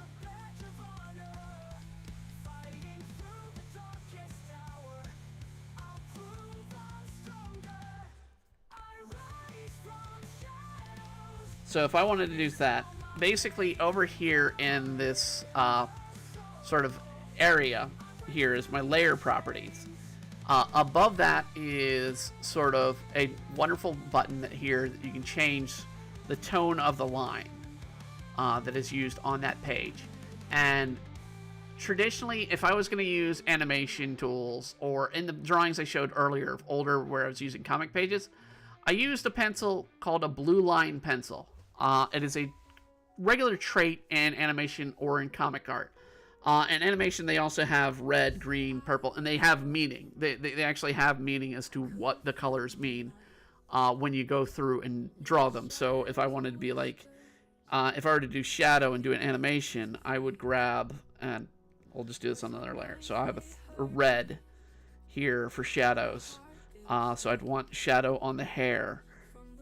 So we'd be doing that, and then we might even color that in, and it's a reference, so when they go to ink, that's where the shadow hits. That's where they know put in this point with the inking. It especially is helpful these days with digital animation. That is what they follow through and do. But it's been a tradition for Blue Line for years. What a Blue Line pencil is, it's a no copy pencil. If I took a comic page, drew it in Blue Line, and hid the or took it and got it Xeroxed, Only thing that would appear is my inking. The blue line pencil would never show. And it's because that's what that pencil is designed to do. It doesn't copy. They're hard to come by these days individually, but they used to sell them in a lot of art stores. I guarantee you, though, if you walk into an art store nowadays and say, I want a blue line pencil, they're going to just show you a color pencil. They're not going to show a no copy pencil. Because they don't regularly do it. Especially a lot of large manufacturers. I know Michaels doesn't carry them. As a good example, you'd have to go to an actual arts store. Now, like I said, my hometown, I'm still living in the same hometown as my college. We have an art store. There's still an art store that I would go to. Now and then I might duck into. But it's mainly just something I won't usually touch upon. And the reason I do it is mainly or I would go there, it would be for the blue line. That'd be the only reason I'd go to it. Or maybe to get comic pages if I want to use comic pages. But those are so expensive these days. And I'm better off probably ordering those from a Japanese manga company instead of a regular company. But a pack of those of regular comic paper, which I was showing off earlier, those cost me back in the day $20. And we're talking the day when I could get a sketch pad for $7.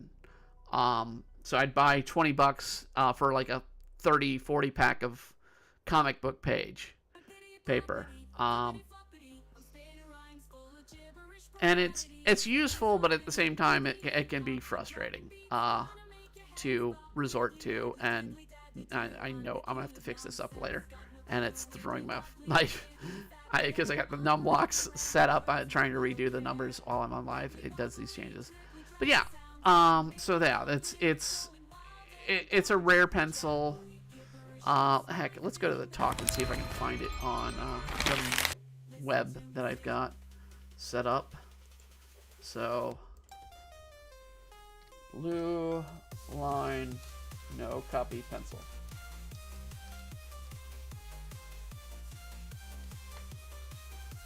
So, yeah, Amazon, we got them here on Amazon, so you can order them from Amazon. You get a 10-pack for $11. And that's literally their purpose. But if I were to show raw anime drawing,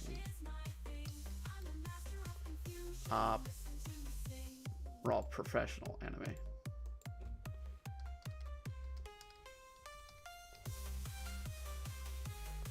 so I'm trying to see if I can find one of these. See, these are going to just give me sketches. They're not going to give me the actual anime production drawing.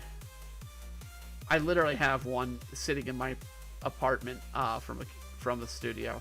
And here you can kind of see a blue line. So you can see they did a little sketch. They had a little bit of blue line in there for this one. Anime studio drawing or something.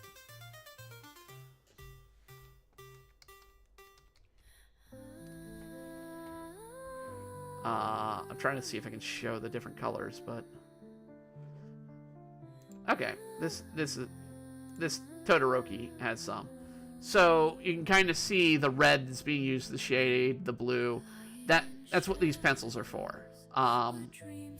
It's now in this case they're using it for the color, so it's not a studio done piece.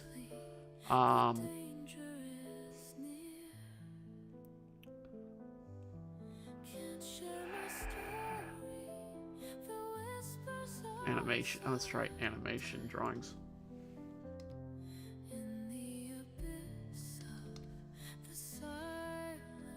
No, not simple.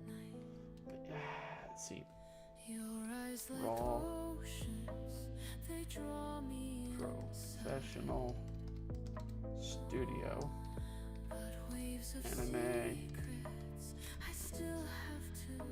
I'm still not.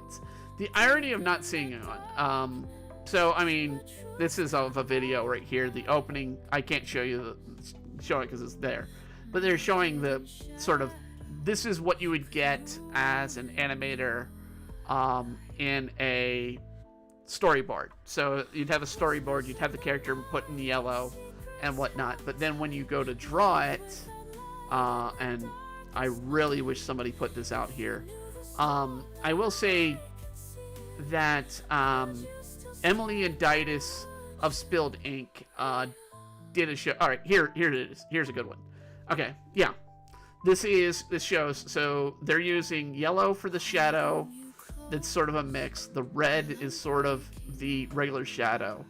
And then you have the blue lines here, and they've gone through and done most of the inking already. These kind of show off, and that's more someone drawing, just regular drawing. It's not an animation studio. This is an animation studio drawing. This is for effect. You can see the effects and lines and how things are done. That's kind of how it's drawn these days. It's done electronically, so we're not really using the pencils that much anymore, unless the studio specifically wants a traditional drawing version. At which point you can even see when I do these cutscenes, we have the nice little sort of panels. I believe they use DBZ for the panels of the manga, for the transfer or the changeover and the drawing from one scene to the next. That you can see they use blue line and whatnot. So yeah, it's a professional thing that's been around for centuries. They've done similar to pretty much since Disney was alive, drawing Mickey Mouse. So it's an old technique and skill. But yeah, they you can get them on Amazon, but art stores as well. But the comic pages are going to be a bit harder to come by if you wanted to do comic pages. Ironically, I could do a traditional anime cell better than I could do a comic page these days, or get a traditional comic page, because an anime cell is pretty much done on a plastic acrylic sheet, and you can still buy those from a store, but the problem being is if you want to have it done professionally and cut, ironically, it has to be done to a precision detail, and they charge a lot for a proper cut of those. But you can still do a traditional cell drawing. It's just, I would not suggest people try it in these days. I guess you could. If you ever wanted to try it, it's doable. It's just not practiced anymore these days, and it's because it's money cost. Because you'd be using a lot of inks and paints, and you got to kind of paint backwards. You got to do the details first, and then work your way out, versus what digitally you can work your way in. So, I mean, I have 2 animation cells in my own personal collection. One is for Catgirl Nuku Nuku, and the other one is from Sailor Moon, the original run of Sailor Moon. And the original run Sailor Moon, I cannot. There's a mistake on it, and the mistake was the person who painted it backwards, and so it's a bit of a mess. But it's Usagi running from a far distant spot, so it's identifiable. You can tell it's Sailor Moon, but the sheet that was on the back of it when they put on wet. So after they did the clip shoot, they probably cleaned off the back, and they put it on a piece of paper, and it's stuck. I can't remove it without destroying the ink. Whereas the Catgirl Nuku Nuku, I have every detail. I have the storyboard, I have the character sketch sheet, I have the inked drawing, I have the background for that scene. And it's literally the main character and her brother coming out, and it's from the original Catgirl Nuku Nuku OVA. And I have the scene, and it's them at the front door of their grandfather's house. And it is, I paid I think $75 in 1998. I paid $70 for that one. So it's now probably worth, gosh, $300, $400. If it were a more identifiable series like the Sailor Moon one, the Sailor Moon one cost me $40, and it's a very not good sell. But it's identifiable as this is the main character of Sailor Moon.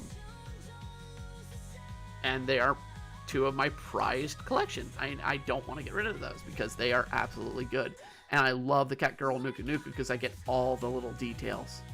All of it. And you can even see where changes were made on the cell. Or before they went to the cell. And it's just beautiful. Beautiful. And you can't do that these days because they don't hand animate that much these days. It's very rare they do a hand animation, so you're not going to find cells these days. If you were an anime collector, that was the only time you could really get the cells. You could probably get some here and there, but they might also be reproductions, which is hard to come by.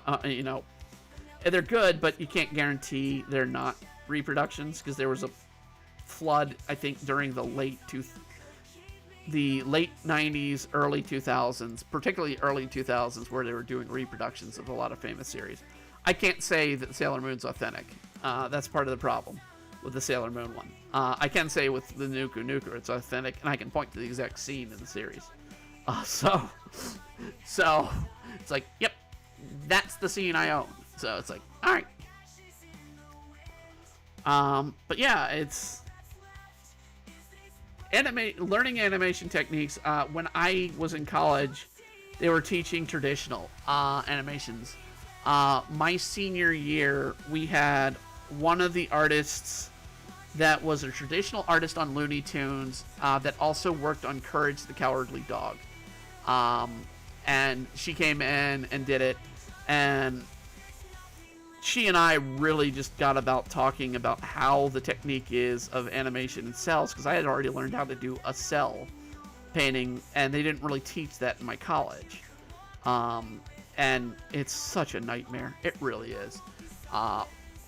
And considering you're thinking, oh, I'm going to do a canvas painting, and I just paint, and I go and build up to the details, and instead you're going the reverse order. You're having to do the details and then paint over top of that time and time and time again, and it just really is a mess.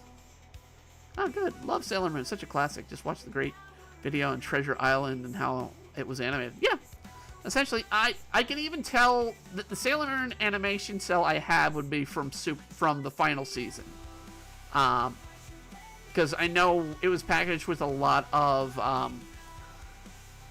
gosh, what was her name? The villain of the story arc. So I mean, I could tell the animation cell came from that season. But I can't, again, I can't approve the authenticity of that being a cell from Sailor Moon.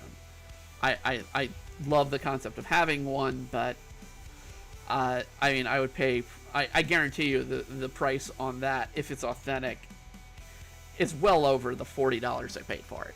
Because the price goes up with, 1, is it a main character? 2, are they identifiable main character? So if you were to have like a cell of Bugs Bunny as drawn by either Tex Avery or Chuck Jones these days, you have a very valuable piece of art. More so if it's ironically signed in some place by the artists. Particularly Tex Avery, because Tex Avery would have been your beginning Bugs Bunny, and he didn't really sign stuff. He was not really respected until years later when Cartoon Network kind of praised him for his work, back when Cartoon Network was doing regular cartoons. In the early days of Cartoon Network, they had a Tex Avery show. And for those who don't know who Tex Avery is animation-wise, he did, if ever you see sort of that sexy redhead lady, not Jessica Rabbit, but who Jessica Rabbit was based off of, was a Tex Avery character. But he was one of the first artists, like I said, who did Bugs Bunny. Daffy Duck, Elmer Fudd, those kind of characters are accredited to Tex Avery's art.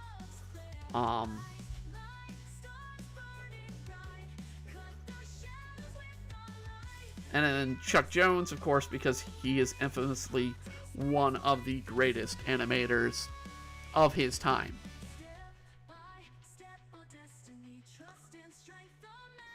I'm going to, because I think we should at least have a little bit more of her hair in here. And it would be down, because she has long hair, of doing the pink, and then I got to do her eyes a little bit more. And we are reaching the final 20 here. Let's just do those in the dark shade. Why did I switch?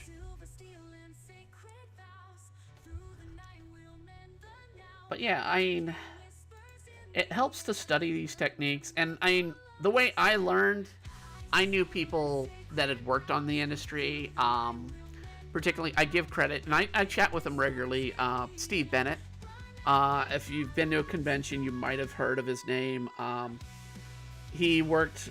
He had a studio here in the U.S. Called Studio Iron Cat that did a couple of manga releases that eventually shut down. They were doing lesser known manga releases. But he worked, in his early days, he worked on Urusei Yatsura, the original run.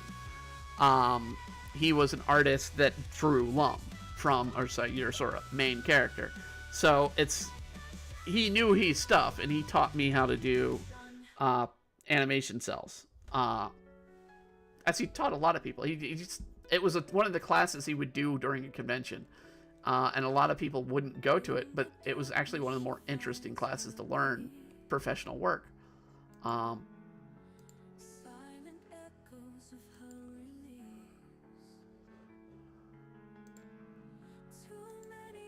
So let's see here. I'm just trying to see how to draw the zipper.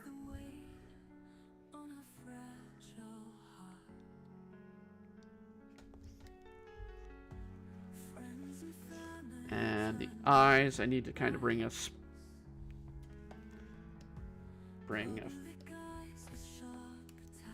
and the spray paint tool, and we're going to do a bit of an orange. See, do I have this one open? No, I do not. Bring it up so you guys can see where I need to go to. So, won't distract you anymore. Work your magic. Thank you. No problem. You're not distracting. It helps provide good entertainment. I will be working probably the next day or two to get this part done. Oh, I didn't even credit the artist or the requester, did I? That we put in these, but I'm going to do a short YouTube short essentially with the clips from us drawing this out a little bit.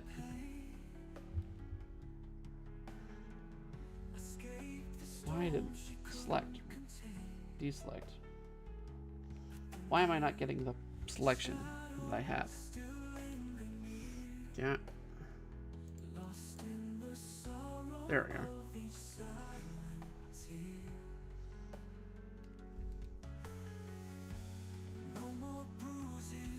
So, those keeping track with the music. This is a track. Again, this is another Demon Blade song, but only those in the 2013 run know the character, and because she hasn't appeared yet in the series. This is Lori. This is a Lori song. I have to be careful with saying why this is a Lori song. Because the context is Lori was not treated right as a child.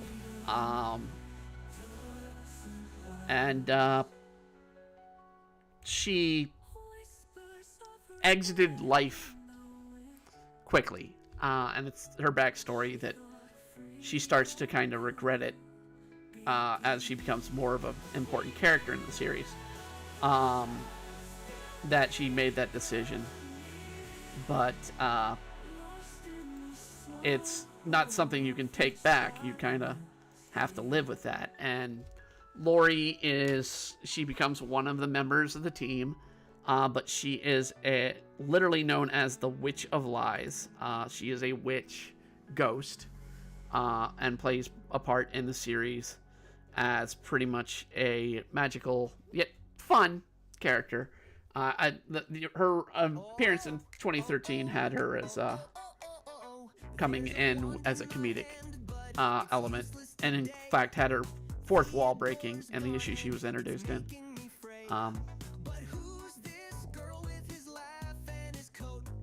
Because I couldn't keep her being just dark. And of course, this is a witching song.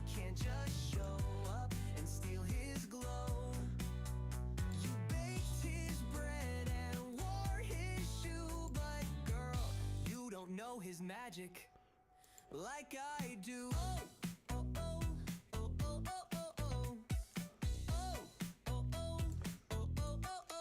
I cast a spell, but it's all going wrong. I'm chasing your shadow, but you don't belong.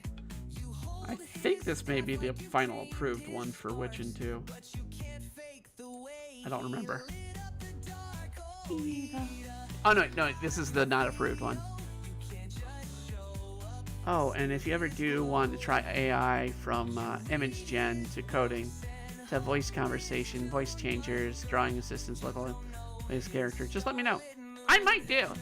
We originally had I's voice as voice changered, but I never liked the AI function of the voices because it always kind of really made it sound wonky. It would always cut out words, particularly. And since I do have some voice training, it's like I can do a little bit of a easier voice or a deeper voice, and it's like, so I mean, I just kind of gave up on using the voice change. And some people liked it. It was squeaky. We had a squeaky high sort of chipmunky voice. But we went off of it because it's like, it's not really working. So that's what we kind of did a change for on that. But yeah, let's bring out a sort of background here for our characters. I think I'm going to do pink. We're going to take some pink here as a background and work a little bit out from there. And then we'll add one element I've got left as a trick. I don't like that pink. That is way too dark, bright.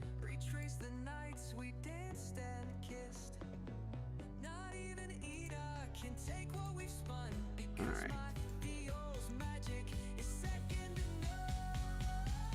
Yeah, this is rejected. The only reason I rejected this one is because it made Ida and Theodore seem different characters. And they're the same character.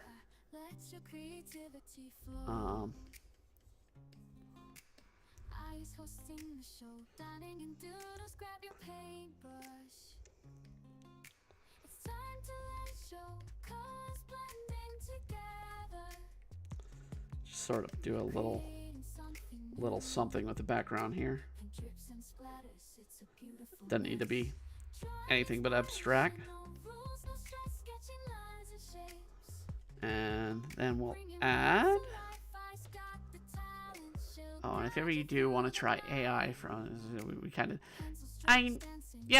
definitely. I know I cannot do most of the voices of the cast of Demon Blade. I do want to do a promotional with them.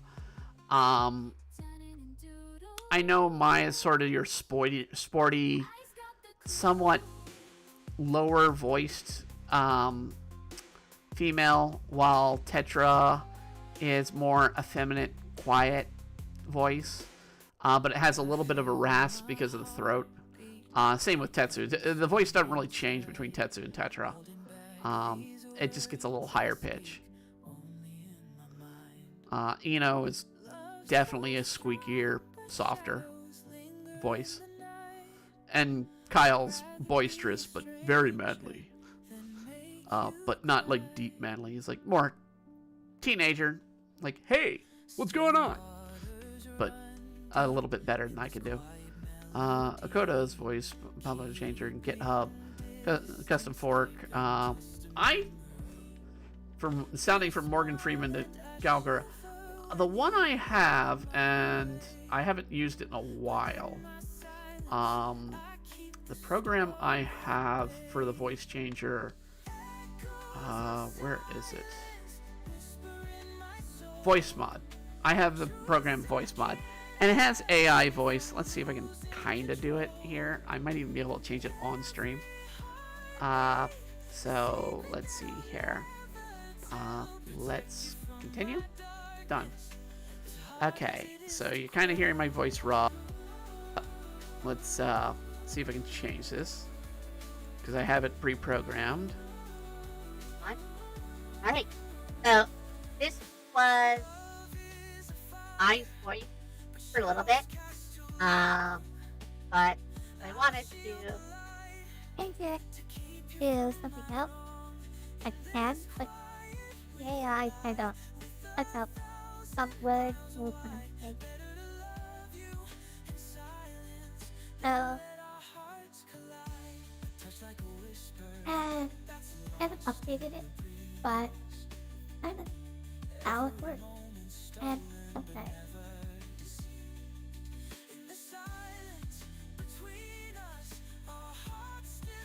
But we just use our regular voice these days.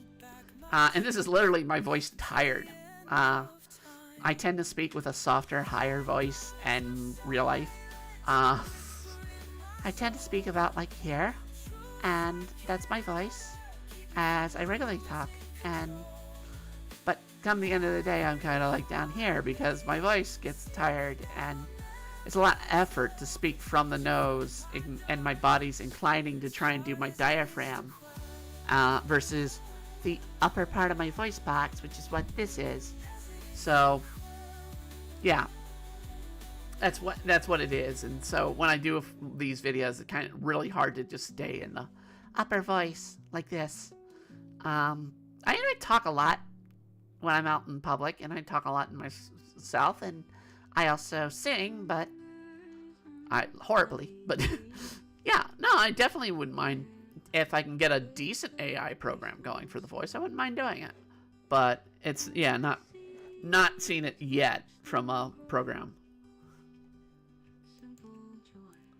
Okay, we need one more layer, and I'm gonna add a special visual effect brush that I have that I actually use for Kyle's magic when he gets to it. Having it. Let's see here.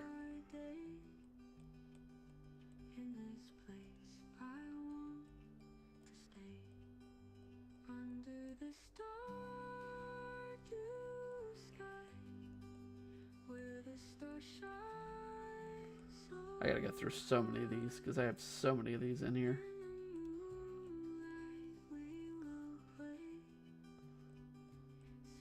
So many effect brushes, and I missed it. Where the hell is it? Where the hell is it? I know I have it in here. I see the wind magic spell, which is part of Kyle's ability later. But I'm trying to find the musical ones that I have. And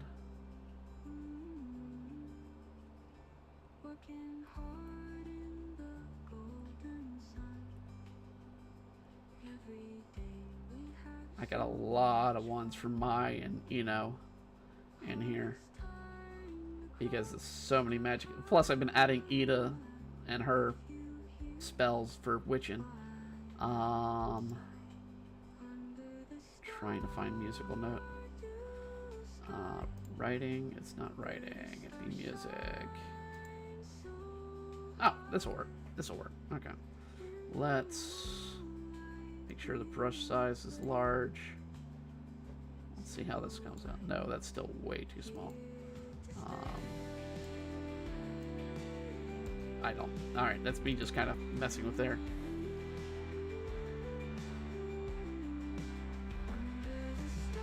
Alright, let's do white.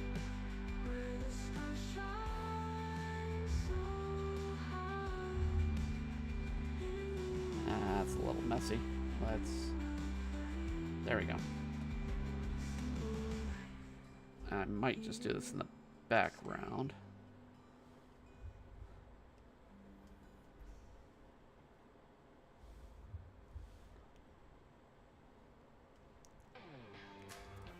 Yeah, that kind of works. Seems a bit more focused rather than tuning in conversation. Try out the Wakoda, definitely completely free. Coda. I'll type it up and look it in right now. W. Coda. Voice changer.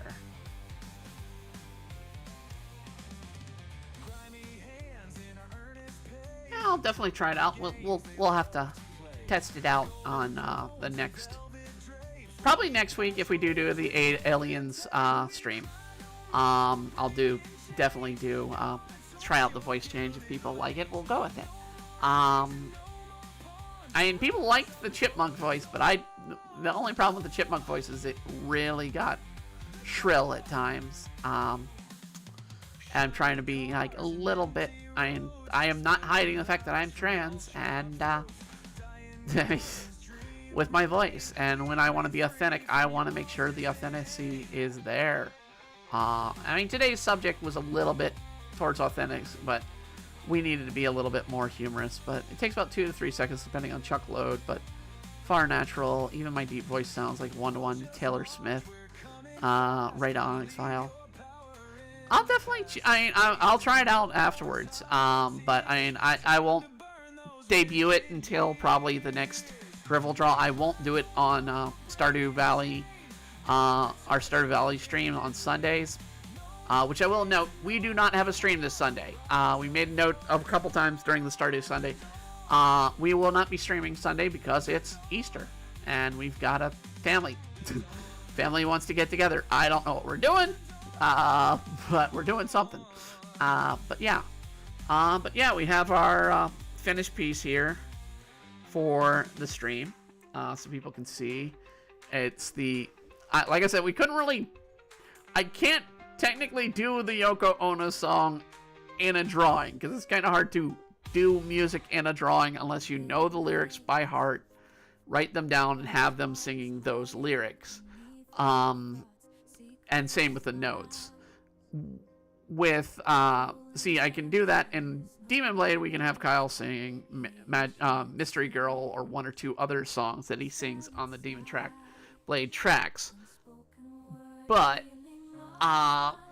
we would not have, we won't have them, actually note for note because I don't read music sheets. I don't know what the music sheets are performing. I can tell right now this is a very classical tone because there's a lot of notes being played in the drawing, but I don't know if there's what it would be if I put it to a tune that'd be somebody else.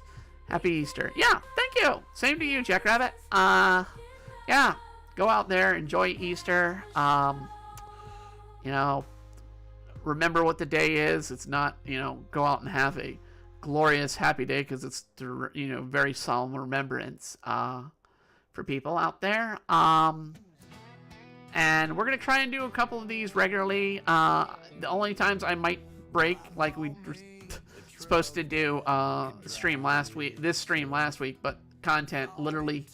The information was dropping as we were getting ready to do the stream. It was like, I need to wait and see what comes out with this. But next week we'll be doing aliens, so I think I could do the research pretty quickly on what's current with the alien investigation. This song, completely nonsense, but I made it off of the joke that eventually a country singer would write a song about their truck leaving them, and that's what this song is about.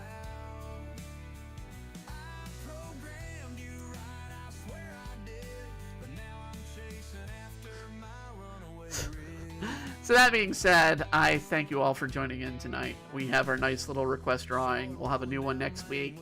And we'll be back then. I also want to show off what we did a little bit with Demon Blade. So Demon Blade out now. Like Jack Rabbit said, they got their copy of issue 1. You can get it on Amazon, or you can go to demonbladecomic.com and check out the series. We also have merchandise on EmbryoArtStore.com.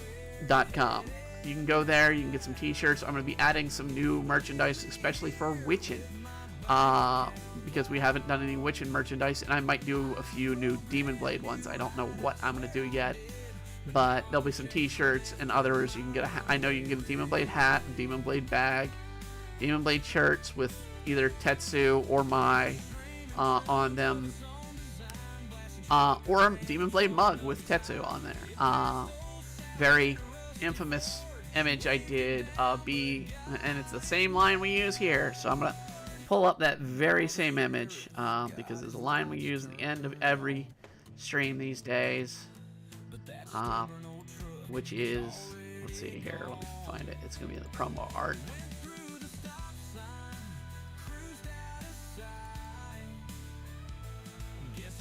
Come on. There it is. Yep.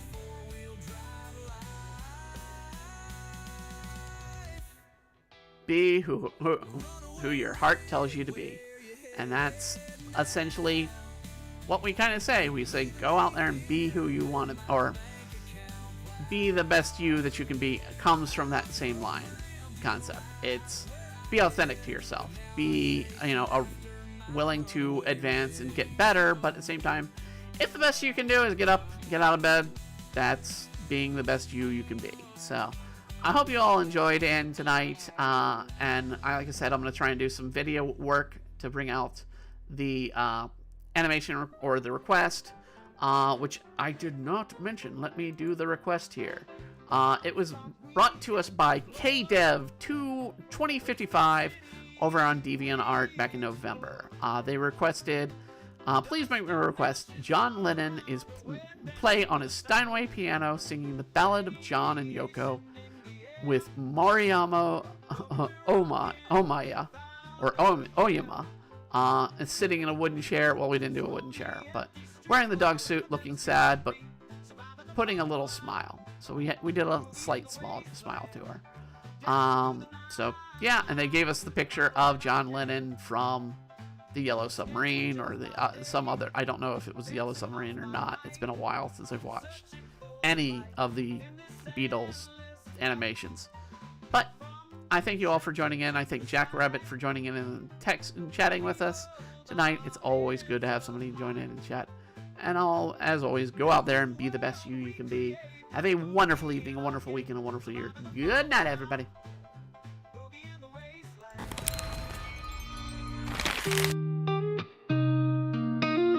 Lights go down streams and